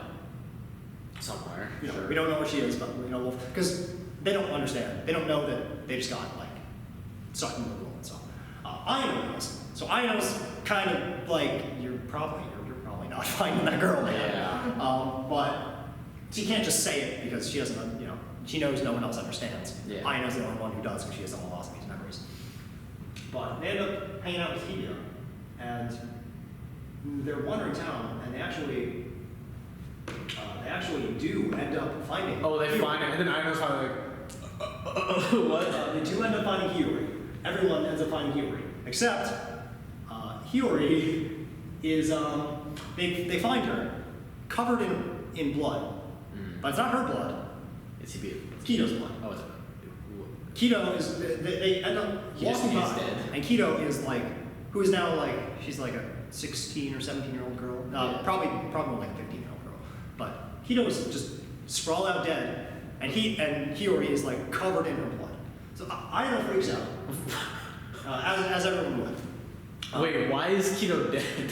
So everyone can infer or assume that Hiyori is killed her. And the reason for this would be is what Aino would fear, what everyone would fear. Yeah. So Aino, of course, remember, she knows all of the abilities. And Yeah. Azumi only made so many abilities, right? Yes. And it turns out that by the time we got to these two, there are only two The only abilities two left. Yeah. So they have to get one of the So two. Aino knew that they were coming out with one or the other. And when she has evidence that they're both here, she knows there's a problem. Because one of those abilities, one of those is clairvoyance. The other ability, the last snake that Azumi had, is the snake that told her to make the world, to begin with. Oh. And this snake tricked Azumi. He made the world, but the snake pretty much knew that nothing good would come of what was happening. Nothing good would come, or nothing. Nothing good was gonna happen. Okay, I thought you said nothing good would come. I was No, yeah. So the snake knew this is bad news. Yeah. But the snake, so Aino knows as much as Azumi knows that this snake is malicious intent. She doesn't really know why or what that intent is, but she's like, it's not. There's a problem if someone has the snake.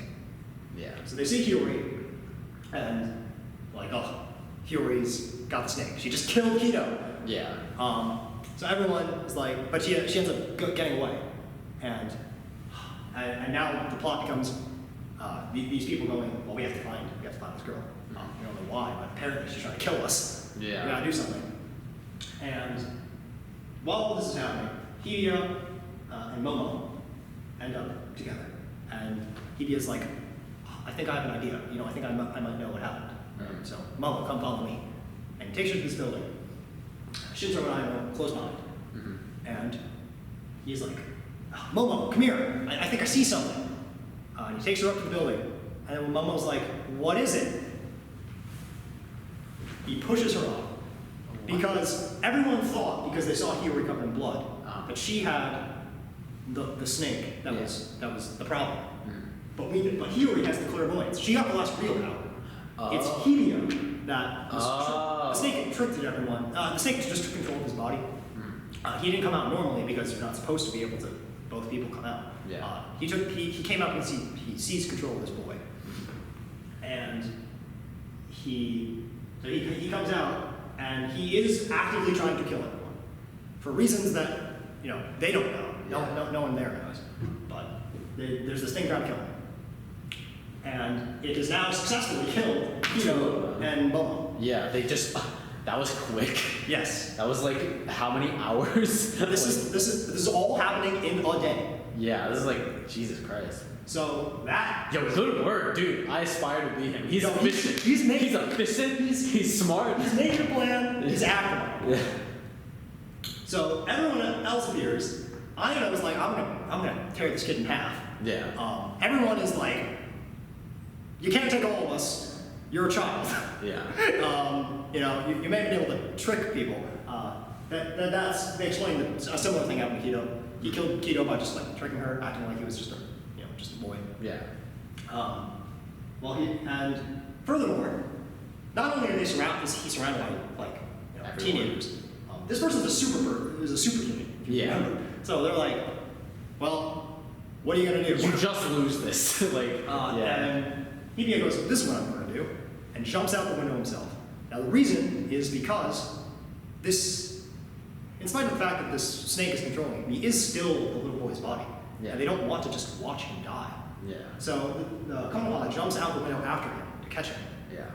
And he ends up succeeding, kind of. Like, he breaks his legs, but, normally a person would die. Wait, he falls before. Wait, what? So they're up on top of Yeah, they're on top of the building, and then Hibiya jumps out. Konoha jumps out off after him to catch him. And Yeah. he does. Now, this would kill a normal person, obviously. But since Konoha is like a superhuman, he ends up like hurting himself, but he's not dead. Right.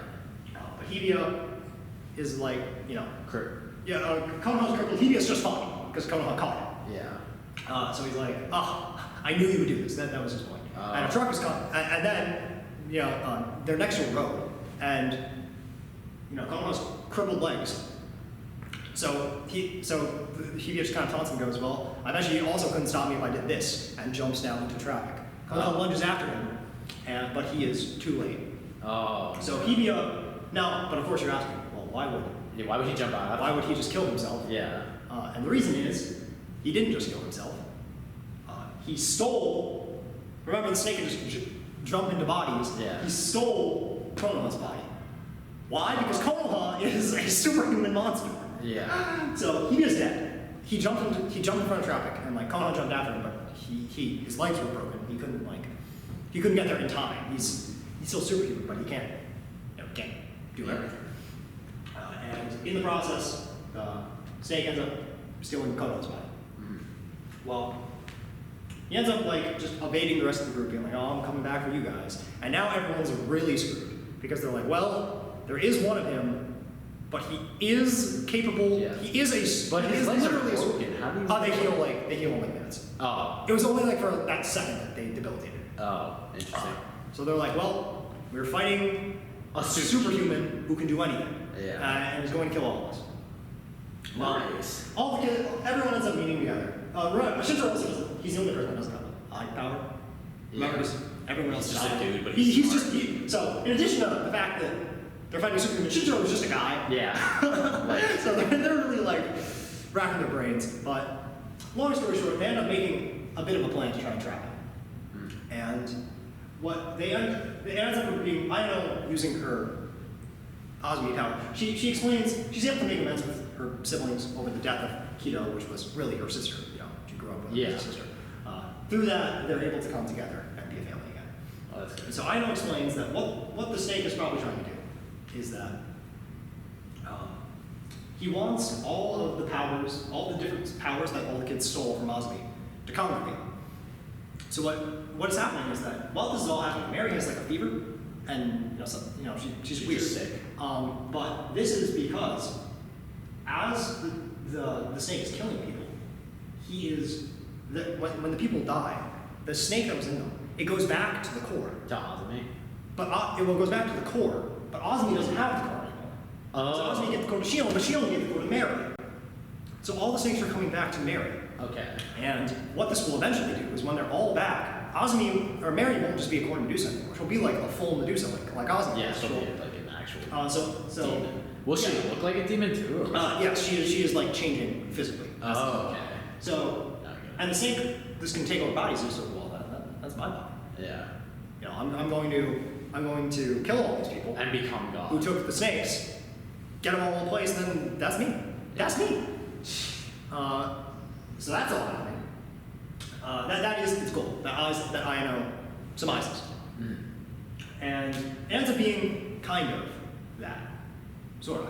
But we'll get into it. So they're like, everyone's like, we're screwed, but Shintaro and also Hiyori are both like, we gotta try. We gotta Yeah. we have to do something. Yeah. So they try, and Shintaro is a really smart guy. He ends up making some plans. He ends up thinking of different traps and stuff, and they end up trying to fight the superhuman, but they just It just doesn't work. they just can't. The superhuman just kills one after another, and they all just like they all start dying one by one. And You're jumping over this. Like they all just die. Is it not important? it really, the actual killing itself really isn't. Okay. But you have to know that they all just start dying because this thing just comes after them. Yeah. But as they're dying, Mary, mind you, every time one of them dies, She gets. she gets the power. So Mary is kind of becoming more powerful, but even then, this is the strongest in terms of like physical. Like I'm gonna come kill you. This you can't get better than Kona. Yeah. But you can actually, because Mary eventually gets so strong. This is after most of the people have been killed. Yeah. Mary gets so strong that she is able to kind of use her core power that Azumi gave her and control the world. So, Kuri has killed most of the people, but Mary's kind of, she's pretty much a Medusa at this point. Yeah. And what she ends up doing, And this is at like who is still alive. at this point, the people that are still alive, the only people that are still alive are Ayano, Mary herself, Shintaro, but that's one. Now Shintaro didn't have a snake anyway. Hiyori. And actually, no, Hiyori, it's just these three. Oh, what the fuck? Wow, he doesn't work. So he has all of them but Ayano, actually. Yeah. So he doesn't need to kill. He doesn't need to kill Shintaro. It doesn't matter. Yeah. But Mary, so Mary's all the snakes but one. She's really, well, but two, because technically, he has two. Yeah. But she has most of the snakes. And she realizes that what she can do, that will stop him, is he comes after her, but Mary has the control snake that Azumi gave up. Yeah. Mary just goes, "You're not gonna get me. You're going in there." Oh. And she makes the world just eat him. Wow. And he gets stuck in that world where he can't come back. He's stuck there Yeah, because Mary just goes, "You're not coming back." Yeah. And so they technically win. Yeah. They technically win. All of my friends are dead. All my family's dead. We won. Good job. Was it worth it? So that sucks. Yeah. But at this point, so everyone is dead except Mary, Ayano, And Shintaro. and Shintaro. Dead. How does Mary- Ayano feel? Literally all of her family is dead. Ayano is not #loving. Yeah. And no one is hashtag. They're all horribly depressed because they did stop it. It can't kill them anymore, but they lost everything. Yeah, they everyone. lost the fight. Yeah. Mary is especially super duper heartbroken. She feels it right now. When Ayano had said always that this is my fault. Yeah. None of this would happen, not for me. But I know it's on her thinking cap. And two things happen. First, Mary is on her thinking cap. Mary is so close to the Medusa that she can just make things happen to her. Yeah. So the first thing she does is she goes, I'm just gonna forget all of this. I'm gonna reset time. She can do this. She is that powerful. Wow. Okay. Like I said, the Medusa can do anything, pretty Yeah. much. But I know, so that's her first thing. Like, I'm just gonna run away to the past, and I don't know, we'll figure it out. Yeah. Ayano also puts on a thinking cap now and goes, before you do that, I think it's important that we do something. We do something here. And Ayano goes, so we all died, right? You know, we all died, went to the world, we came out with power, and the power is our new life. Yeah. You know, the life. So these powers can like function as our life. If these powers can function as our lives, you know, maybe it can go reverse. Can you, Mary, turn someone into a power? And Mary goes, well, maybe. You know, what do you mean? Ayano. And Ayano says, I want you to turn me, Ayano Tazayama, into a power and give it to Shinjiro. Why? So that when we repeat time, it's not the same. Yeah. Because as Mary will find out, she doesn't remember. She repeats time. She just goes back to being Mary. She doesn't know. It's not like she knows that this thing is going to come kill all of her and all of her friends one day. Yeah. It's just she just stuck in the house. So yeah, she ends up. It's not clear when she repeats time to, but the idea is she repeats time to at least probably like 100 years ago. Yeah. Okay. But if it's all the same, it'll just happen again. Yeah, it doesn't matter. So I know, like, well, we have to change something. We need to set ourselves up to somehow be able to win. And I have this idea. So Ayano, everyone's dead except Ayano. But Ayano says, I'm going to give up my life, and I'm going to become a snake for Shinjiro, who was the only person who didn't have a snake. And she ends up becoming the wish that Mary makes, because, you know, just like Azumi, she has to make a wish. Yeah. And the wish that she makes is that Shinjiro will never forget what happened here. So she turns Ayano into a power, and Shinjiro gets this power to remember everything. He will remember, even after the time skip, he will remember what happened, if he uses his power. Now the problem, He doesn't know how. See, there's that big If. So Shinjiro has this power, but he needs to like know how all to use these powers need to be turned on. Yeah. And the problem is that if we reset time, Shinjiro's not going to know that he has a power. Like if he turns it on, he would remember everything. But Yeah. why would he? Why would he do that? This becomes the problem that they didn't foresee. But it is something. It is something. And even if Shinjiro doesn't know, something that they end up realizing is that everyone kind of subconsciously kind of remembers. So no one remembers anything that happens. So they end up doing this. Mary resets time. Shinjiro and Ayano, like, they make this promise that Ayano will become Shinjiro's like power in the new world. Yeah. But everyone forgets everything. But only kind of. So I say that because no one can remember the events, but people kind of remember the lessons they learned. Okay. So Haruka, who died and became Konoha, he remembers how good it was to have friends because he made friends with Shinjiro and Takane, and he made friends with all these people when the story happened and he became Konoha. You know, Shinjiro also learned. He remembers how much he really liked Konoha, and he ends up becoming friends with his other best friend ends up becoming Takane. Lived in his computer, you know, that these people liked it. All subconsciously, all these people kind of remember. They don't remember the things that happened, but they remember what they learned. You know, they remember the pieces, little pieces. So we repeat time, but this time a couple things change. This time. Wait, so if he becomes then Ayana's just not a person then after this point, right? Or like does as soon as she dies she become like you? So this Ayano became Shinjiro's power. But in time resets, there is still an Ayano. Okay. Yes. Okay. Now, another Jin story here. Theoretically, Mary could do this every time. So, skipping ahead a little bit here, this is going to happen for a very long time. Yeah. They're going to die and keep going back for like probably they hundreds just of keep times. fucking up or like Yeah.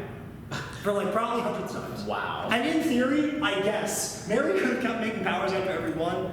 We don't really get into that probably because she didn't have a reason to. Yeah. But also because that would cause a lot of plot threads that would be annoying to close. Yeah. So we Shout out Jin. Well, actually, you know what? It wouldn't really make sense because everyone has a power, so Yeah, there's no anyway, point, really. that doesn't matter. Yeah. The biggest change though, when they repeat time here, is in it's in Aino, not Mary, but Aino, Shizuru, Haruka, and Takane. Because the biggest like change in the group that happened during this thing is that these people all learn. Oh, and Seto. Seto has a pretty notable change in it too. So these four all go, yo, friends are great. Yeah. Because Aino, remember, she became a crazy person and didn't have any friends and lived alone in a house. These guys just both died, and she became a depressive recluse. Yeah. So, but they didn't have friends, but they're like, yo, friends are cool. And Seto is the other thing that changes. So something in Seto, somewhere deep inside Seto knows, I should not have brought that girl home. Yeah. So when the timeline repeats, everything's the same up until the first major change. Seto just goes, you know what? I'll come visit you sometimes. Oh. So he does not bring. Okay. He does not bring home Mary. Okay. So Kendra and I now They just don't even realize. they don't know that there's a Medusa in the woods that's related to Osmond. Yeah. But now you can only change time so much.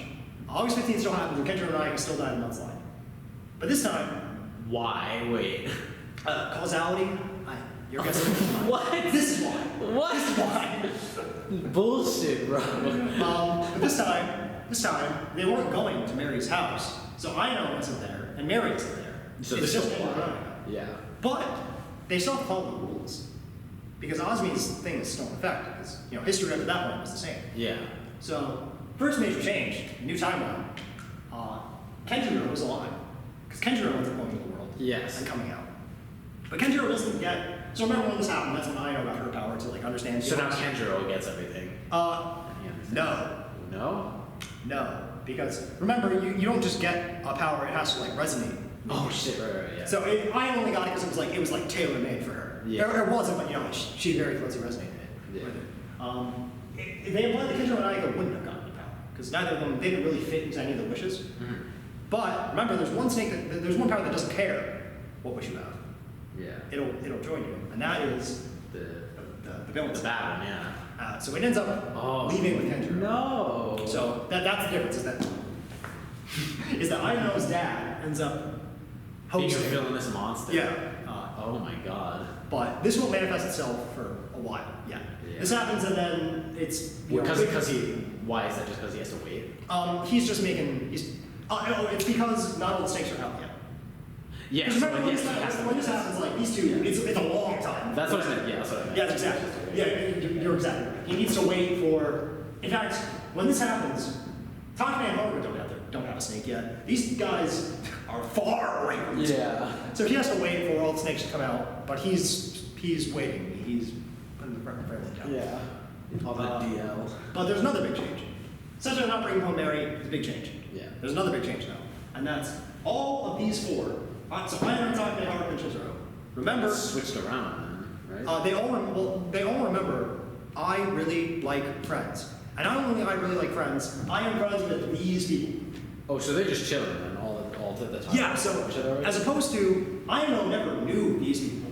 These people kind of knew each other from the hospital, right? Aino never knew them, but they all end up. Or Aino, the first thing that happens is Aino ends up meeting Shizuru when they are in school.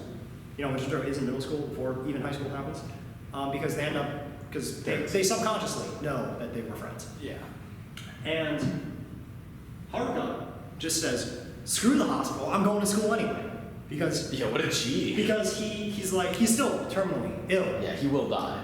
But he has learned from being with his I don't care, man. You know what matters? Friends. Being with my friends. And Takane, same thing. She doesn't go to the hospital. I'm going to school. So all these people end up meeting in high school, actually. In high school or middle school? So I know she's meeting in middle school, and then they end up going to the same high school as Takane. Okay, but then shouldn't Haruka be dead? Oh well, so we're coming to my friend. Well, wait. Well, no. I'm just confused because Oh, I thought okay. he died before high school, didn't he? You are absolutely right. So he ends up dying a year later. Why? This is why. What? That makes no sense. Haruka was supposed to die the year that Shintaro went into high school. He ends up instead dying the year Day after. The year after. It may be implied This is not gone into. But an explanation maybe that Shintaro, like, it wasn't that he had finished high school, is that he should have been in high school when he met Haruka and just said I'm not going and then changed his mind. This is just a game theory. They don't explain it. I'm just gonna believe it just because like I'm gonna be too pissed. Because we got a lot of I'm gonna be too pissed. We don't that's need not what happened. we don't need a lot more. Yeah, whatever. So they end up going to the same school together. But and they end up becoming friends, and that's really good for them. You know, all of them benefit from being friends. Yeah. Ayano never became a monster because she didn't get the memory thing happening. Yeah, so she's just like. So she's just a happy girl. Yeah. She's just a happy girl, and they all end up becoming like 4 BFFs. However, you still can't change. You know, Takane still has narcolepsy. Haruka still has heart condition. Can't change everything. Yeah. So now we have to get back to this. August 15th. So this time, so August 15th comes again, and Haruka ends up dying because he has a heart attack, just as he did before. Now, but different things happen with the other people. So Haruka and Takane, they are both disabled. They are disabled. Yeah. So they go to high school. They're actually taught by, they're in like a special ed class. Like, Ayano and Shintaro aren't in their class, they just go visit them because they're friends. But they're a special ed class. And who are they taught by? But scientist extraordinaire. Oh wow. Ayano's dad. Wait, how does that even work? Why did he just is a teacher? He was a teacher. Oh. Okay. They don't bring it up the other time, but he pretty much just teaches special ed at the local high school. He's actually Momo's teacher too, because Momo can't go to class normally because she's an idol. Right. So he actually teaches. He's Momo's teacher too. Oh. But of course he's now taken demon. over by the snake. So the snake looks at these two guys, and it's not the snake doesn't know them at that time. But it looks at these guys and goes, "There's a couple snakes I still have to get. I think I can." I think I can do that. I think I can manage. So the day that Haruka dies, the snake poisons Takane and just kills her. Wow. Okay. So they both end up going to and they both end up getting the same snakes they did. Yeah. You know, Haruka loses his memory, Takane loses her body, and becomes like the digital thing. Yeah. But now we get to Ayano.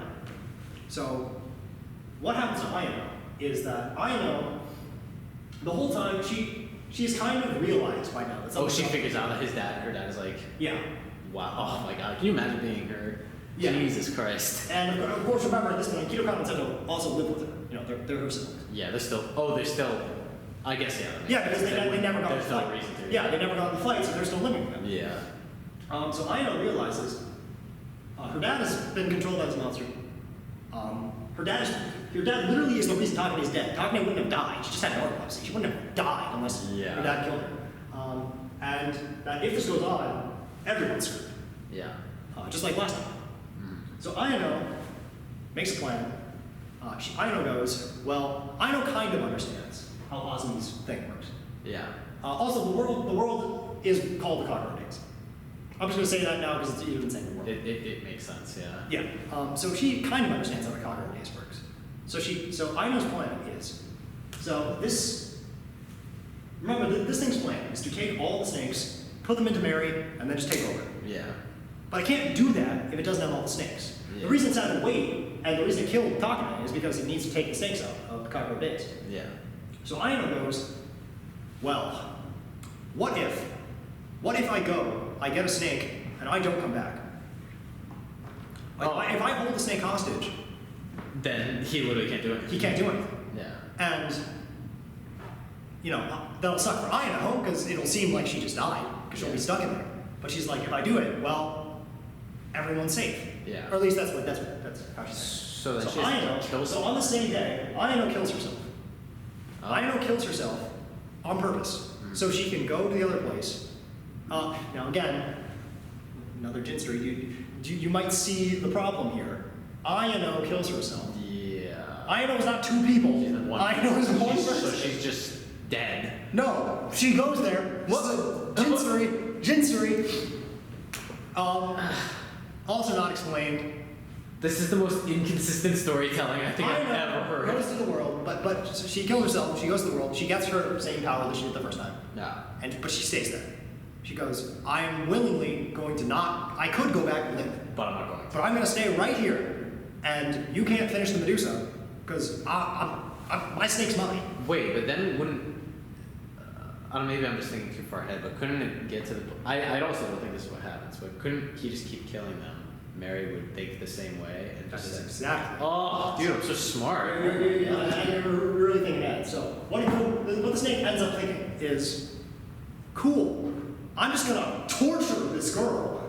She'll turn back time, and then I'll do something else. Yeah.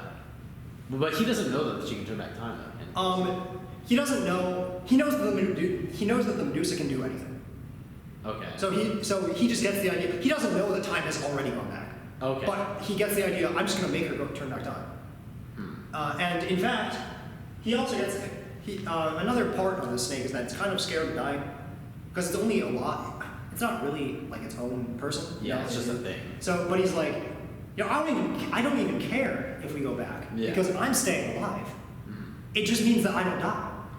So you know what, genius? I'm just going to kill everyone and go back in time. And skip ahead a little bit. That is what happens. He ends up killing everyone. Mary says that. Is the rest not important? Like, it just... No. There is something else. Well, no. I mean, like, is it not important just how he kills them? It's just No. In fact, in this timeline, you don't even know. They just die. You don't even know. You just know that it does go back. But how does Momo die? You don't know. But And that's what Outer Science is about, right? Outer Science. The song Outer Science is about the Clearing Eyes, which is the name of the snake. But it always goes after this guy because he's the strongest, and then just kills everyone once he has to die. So dead. That again, of course, leaves poor old Shintaro. Poor old Shintaro. Oh, so he still has that power, though, then? Yes, but of course he doesn't. He doesn't. But he doesn't realize He it. does have his power. But poor Shintaro is even worse than last time now, because last time it was just his friend Haruka. Now anyone he's ever been friends with died all on the same day. Oh my god. So all on the same day, his best friend, he was closest with Aino just kills herself. He doesn't know why. Yeah. Aino kills herself. Takane just dies. No one knows why. And Haruka gets a heart attack. Shintaro is just screwed. Yeah. So Shintaro again drops out of school and is like, I'm done. Yeah. Don't talk to me. Yeah. And same thing happens. Takane ends up in his computer. But this time, this is going into the reason why we don't really know what happens in this world too much. Is that Takane goes in his computer, but this time Shintaro got wombo comboed by many bad things happening to him. Yeah. Like much more than the last time. And Shintaro is irreconcilable. So we kind of had 2 years, which is present time. That's when the search for the kids happened last time. Yeah. But this time, we don't even get to know what happens to everyone. And why don't we get to know that? Because the story gets cut short. The story gets cut short because Shintaro, our main character, just kills himself. Oh, well. He after 2 years of living in his room completely alone, he just is like. Stabbed himself. So it's August 15th. He just deletes Annie. He's like, get off my computer. I don't even want to talk to you anymore. Wow. And then he stabs himself to death. That's lost time memory, right? That is the second half of Lost Time Memory. Yeah. And it is also Jinzo Memory. Yeah. Okay. Shintaro just kills himself, and then it doesn't even matter what happens for the rest of the story, right? Because Shintaro was supposed to be the one who would help solve it, and he just killed himself. Yeah. Wait. What the fuck? God damn. So what a pussy. We don't know what happens to the rest of everyone, but They die. they die. It doesn't even time doesn't go back. And so this starts a cycle where now after this is the only time Shintaro kills himself. Because remember I said this is the only time Shintaro kills himself. Oh, okay. Because remember how I said that people learn a little bit? Well, Takane learns a major lesson. Takane learns that this is going to happen, everyone's going to die, and Shintaro's going to be screwed, man. Yeah. So Takane learns that she needs to try really hard to make sure that Shintaro. Now she isn't thinking about this, but she knows. She just knows deep down. I need to go hard. I need to do something, or Shintaro's going to kill himself. Yeah.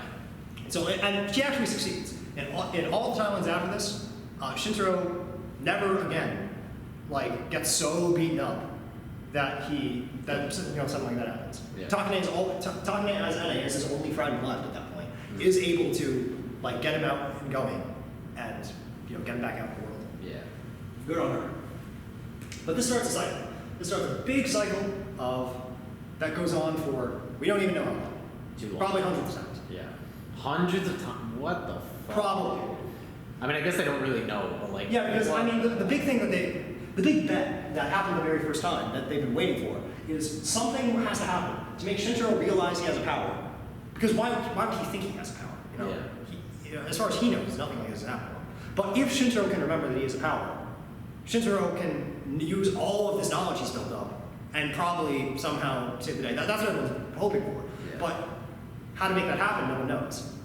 I didn't even know she did to begin with. Yeah. So everyone just keeps dying up until there is one turning point. This is the first turning point that sort of gets us walking, picking up again. And it's that, and every time everyone kind of also becomes closer, a little bit. You know, like vaguely everything starts happening the same way.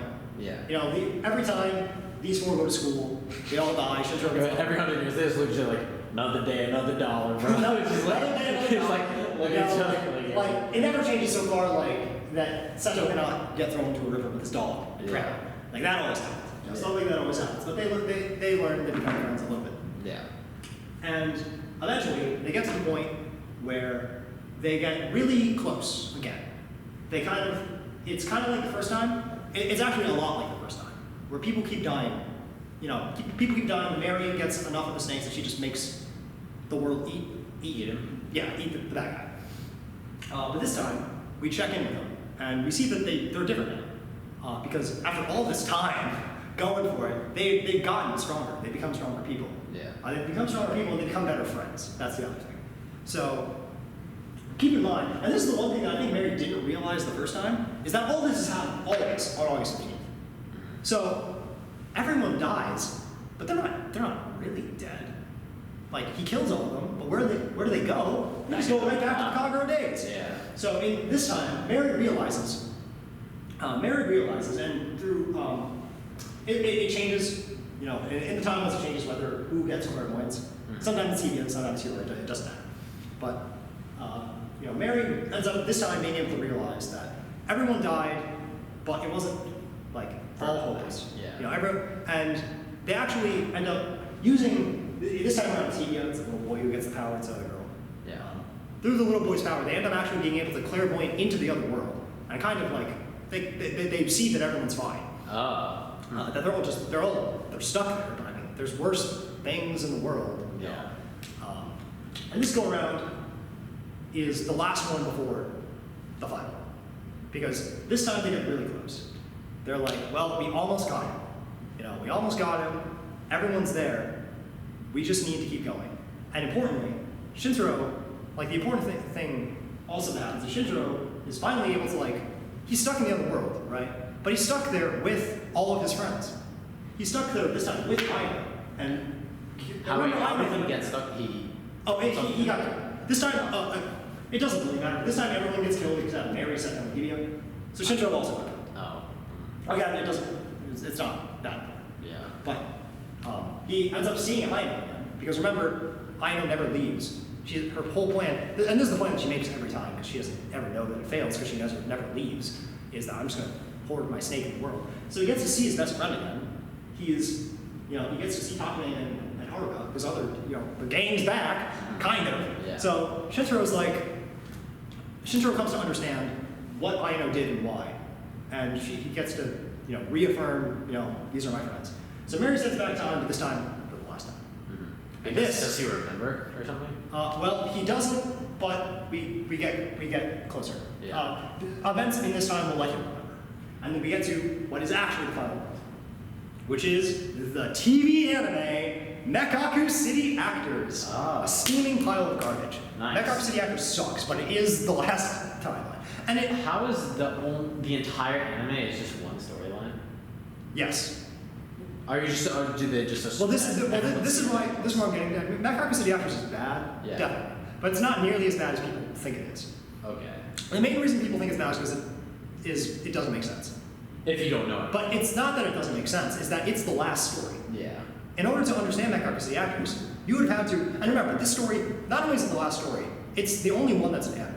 The rest of the stories have been books, they've been manga, there are things that only happen in music. Like, you need to have been up with all of it. Yeah. So Mekaku City Actors actually ends up making perfect sense, really, if you do get to it. It just looks horrible. It's ugly, and if you weren't keeping up, You just don't know it. for example, maybe the last third of Mekaku City Actors, they reveal Shintaro has an eye power.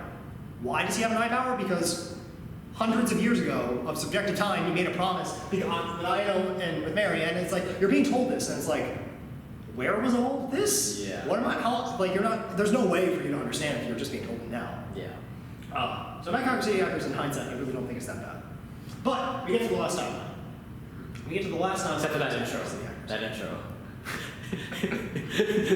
That intro. Dude, every time I see that video of fucking The Lioness theory of having a CG. No. That video of every time my soul dies, it gets slower. Oh my. Mekaku City Actors was made with a budget of like $500. exactly $5. Yeah. But the story ends up going pretty much the same for a while, right? Yeah. You know, all the stuff at school happens. Shintaro, Ayano, and Haruka, you know, they die. But, you know, and eventually, through happenstance, the kids all end up meeting each other, as they always do. Yeah. You know, this group of characters is always our group of characters doing different things, always. Yes.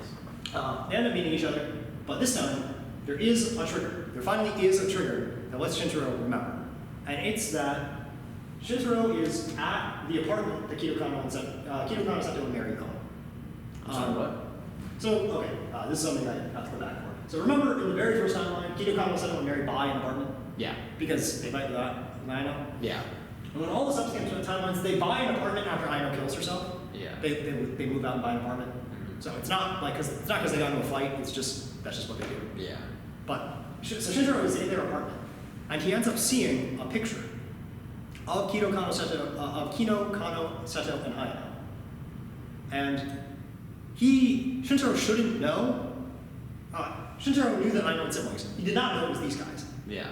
Nor, because obviously Aino, being his best friend, she talked about that she had siblings. Yeah. He didn't know it was those guys. He didn't know, but he knows. He looks at it and he's like, he's very freaked out, but he's like, wait a minute. Wait a minute. And that is that one tip, that something he shouldn't know but kind of knows, is enough to get the ball rolling, that he can finally remember that he had what happened. Yeah. So he sees this thing, and it is enough to remind him that he has his power. So Shintaro makes up a plan so Shintaro uses his eyes, and he makes up a plan to actually fix everything. And his plan is really convoluted, because of course it is. So the story goes on, as it normally does. Yeah. Everyone dies. But, you know, so the clearinghouse takes over Aino's dad, Yeah. and ends up taking over Konoha, of course. And this always happens. As he does. Yeah. But before this happened, Shintaro was like, guys, you go off, I'll catch up with you later. And what Shintaro did is he went home and he killed himself. Oh. But wait, he did this on purpose. Because Shintaro knows It's the defense. it's all you need, so he's not going to die. Shintaro does this so he can go, we've completely thrown out the idea that you need to die with two people. It's so against. Throw it away. Hurts. But Shintaro goes into Why? Yeah. And he goes into this world for two reasons. He goes into this world to meet up with Haruka's mind. Remember, like, Konoha is walking around, and every time the gang meets Konoha, but Konoha is just like, he's just like, oh, hi, how's it going? How's it going? Hi, how are ya? And so he goes, but Haruka, like, the person, Haruka, when I say the boy, he's still there. Yeah. Like, his personality is still there. So Shintaro goes into the world to grab Haruka, and also to meet Aino. Because he has to tell Aino, your plan didn't work. Your plan's not going to work. Yeah. Here's what your power is, and come with me. So the gang is fighting. So cut to the gang, all getting screwed up by the bad snake getting over Konoha's body. When out from the world, Shintaro. So remember, the only criteria to leave the world is you need to have a snake. Yeah. So Shintaro really can go back and forth, and Aino always could leave, she just didn't. Yeah. But he goes, Aino, come out with me. So Shintaro and Aino leave. And Shintaro Shintaro explains to Aino, I'm just going, because in the Kagero days, time is like super slow. Yeah. So he just explains to Aino everything. And he goes, Aino, I want you to use your power on Mary. Because Mary, the reason time always resets it, freaks out. The time always resets is because Mary just freaks out, right? Yeah. Mary is like, she's always, everyone's always dying before her, she just freaks out and resets time. Yeah. So Shintaro goes, Aino, you use your power to make Mary calm down. You just make Mary understand that everyone loves her. Right.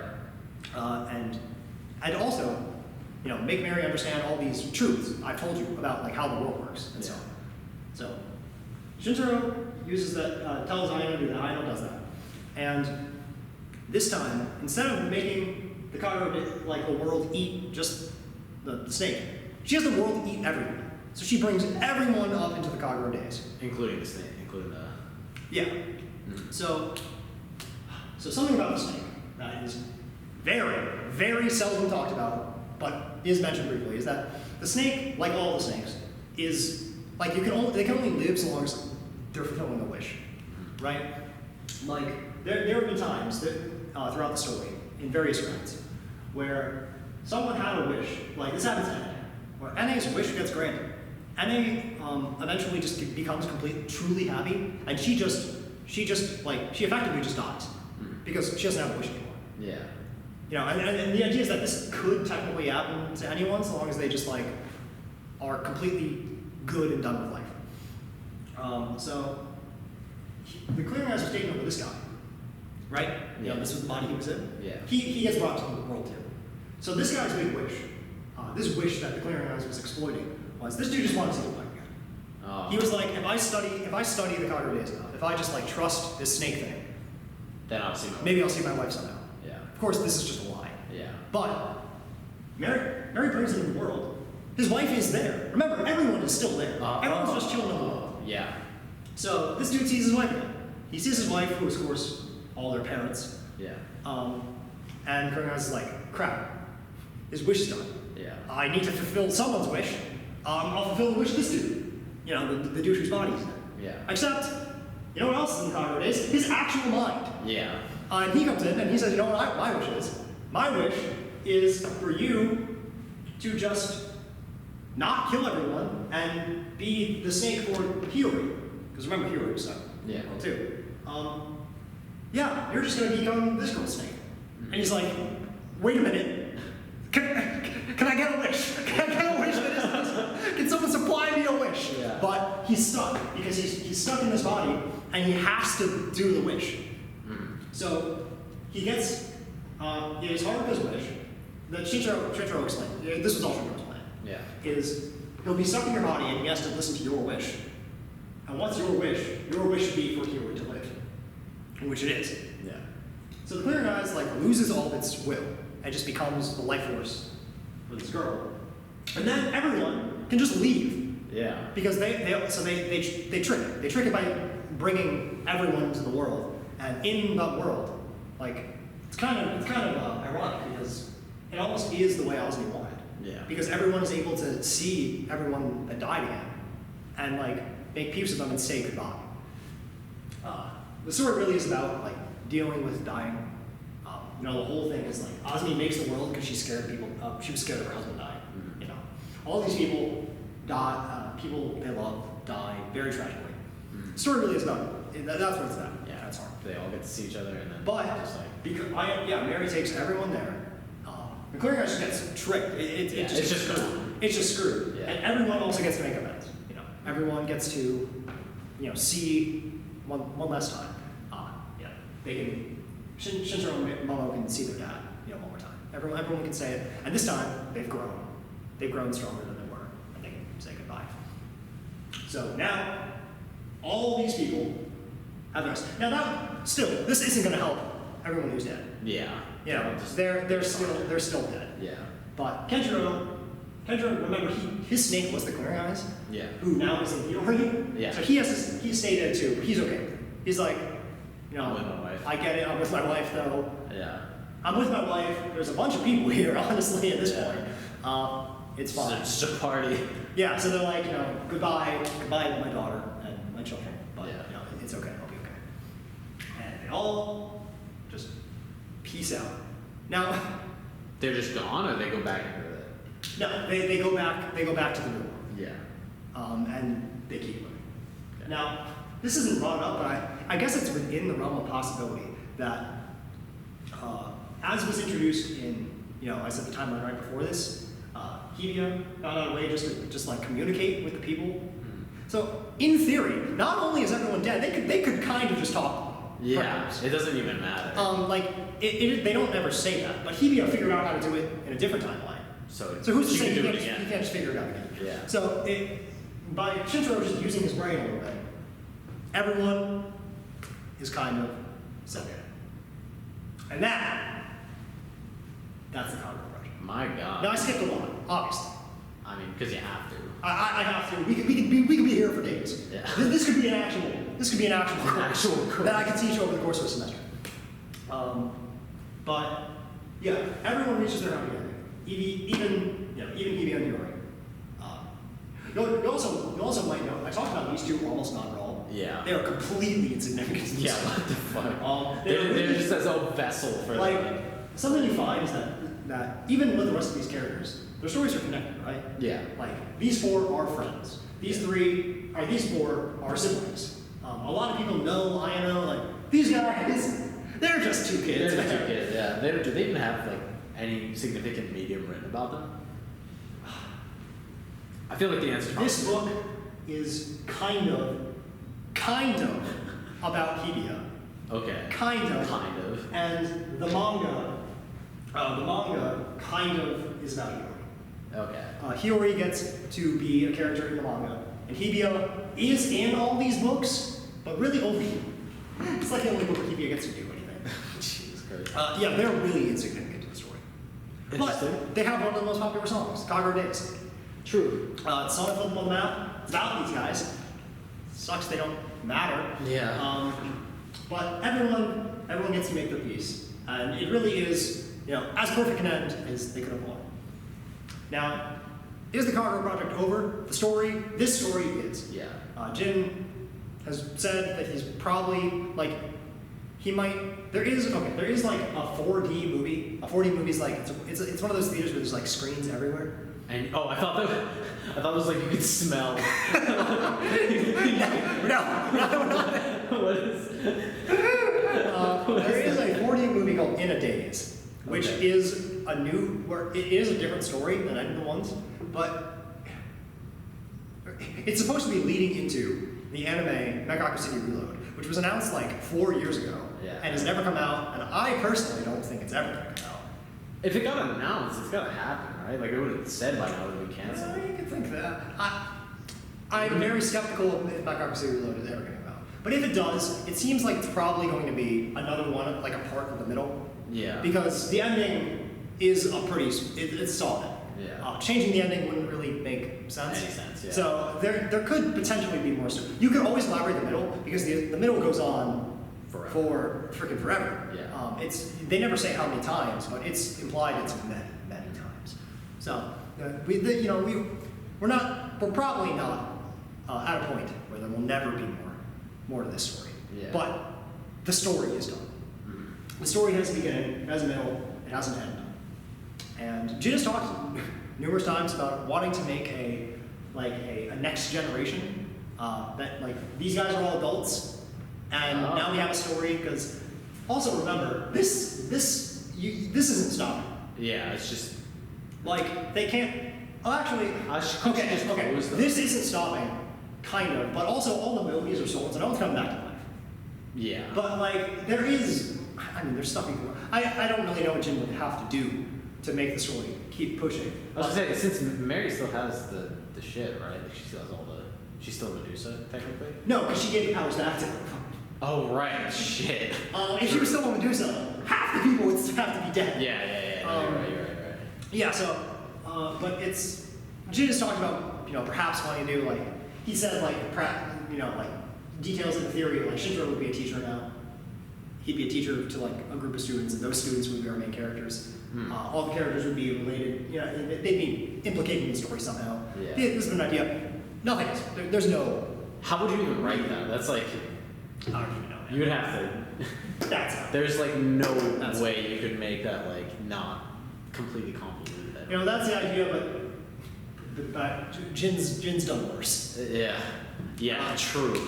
But True. infamously, there was an interview done with Jin, I want to say 4 or 5 years ago. But it's a very funny picture, very infamous now. It was a double-page magazine spread. So imagine a magazine. It took up both pages. Yeah. And it just said in big red letters, "The KAGEROU project will never end." So, you know what, there may come a day where we have to do like 816. Oh my god. But I mean, it's I feel my like- sincere hope that day will happen. I mean, I was gonna say, the man's got money, right? Like, he could probably do whatever the hell he wants. The man's got money is a very questionable statement. Actually, fun fact, when My Copper City Actors finished, Jin was homeless for a little bit. As he should be, apparently it was trash, right? Because no one liked My Copper City Actors. Yeah, there was like... 'Cause was he the sole, like, he spent all his money funding it? Or like... I guess he must have, like, it's not known, but it definitely wasn't good for him. I mean, he's back on his feet now. Yeah. You know, there still are, you know, he's still making music. Yeah. Imagine My Copper City Reload, the album came out, you know, just last year. Yeah. It was dearly beloved. You know, the album is sold quite well. I'm sure he's doing fine. Yeah, I'm sure he's... He's talked about, you know, that he's going to keep working on this stuff. You know, he's going to keep adding. Because you can always add to the note, I guess. But hopefully we don't live in a world Yeah. that this has to come back. So, any questions? You explained it pretty straightforwardly, honestly. I think every question I had, I asked as soon as I had it. Right. So I think that was pretty concise. Like, yeah, you skipped over some stuff, but it's like you kind of have to if you want to get to the scope of the story in how long you were recording. That's a great Does it question. say? Now, I don't think it says. But- now, one last thing is that the story's stupid. It really is. It's kind of bad. One could go through and count how many hashtag Jin streaks there were. Yeah, I think There it was were- like 12 or 13. There were a lot of hashtag Jin streaks. And you skipped over a lot of stuff. But I do think it's pretty good. Like, actually, obviously, I had to condense. Great. Quite a lot, yeah. But, you know, the moments of emotion, the moments with the characters are pretty spectacular. It's the thing is, it's like it's good storytelling if you don't look too hard. Oh yes, no, there are glaring Jin streaks all over the place. Jin that is the grand mystery of the KAGEROU project that you can't get away from, no matter how hard you try. Yeah. But there is good stuff for those who love it. Another thing that doesn't help it is the fact that it's told across a billion different things. One little thing, last thing I'll leave you with, this will be your homework for next class, and is the order by which you should experience the KAGEROU project. I've already screwed it up. You have an eraser.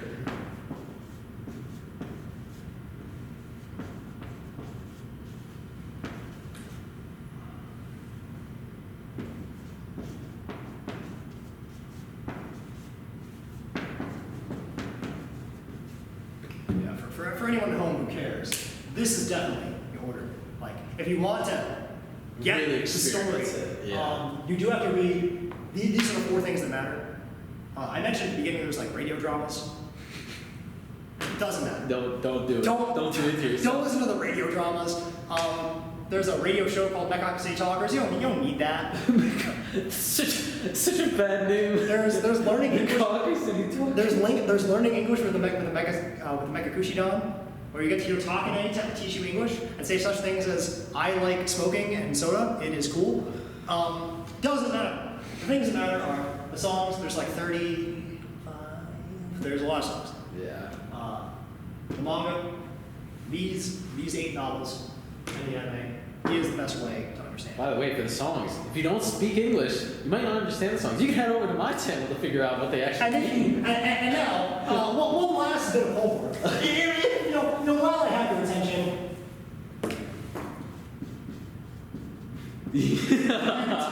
that comes Slash. Will Stetson. Wait, no, it doesn't. I don't have the URL. Just look up my name. You'll actually be able to find it. Don't worry. So to follow more of my work, my fantastic students' work, Will Stetson on Go to YouTube. there. If you already know his work, you're on his channel right now watching this video, I'd imagine. Yes, and we'll meet again in another timeline. Hell yeah. I think that's it. All right. Have a good one.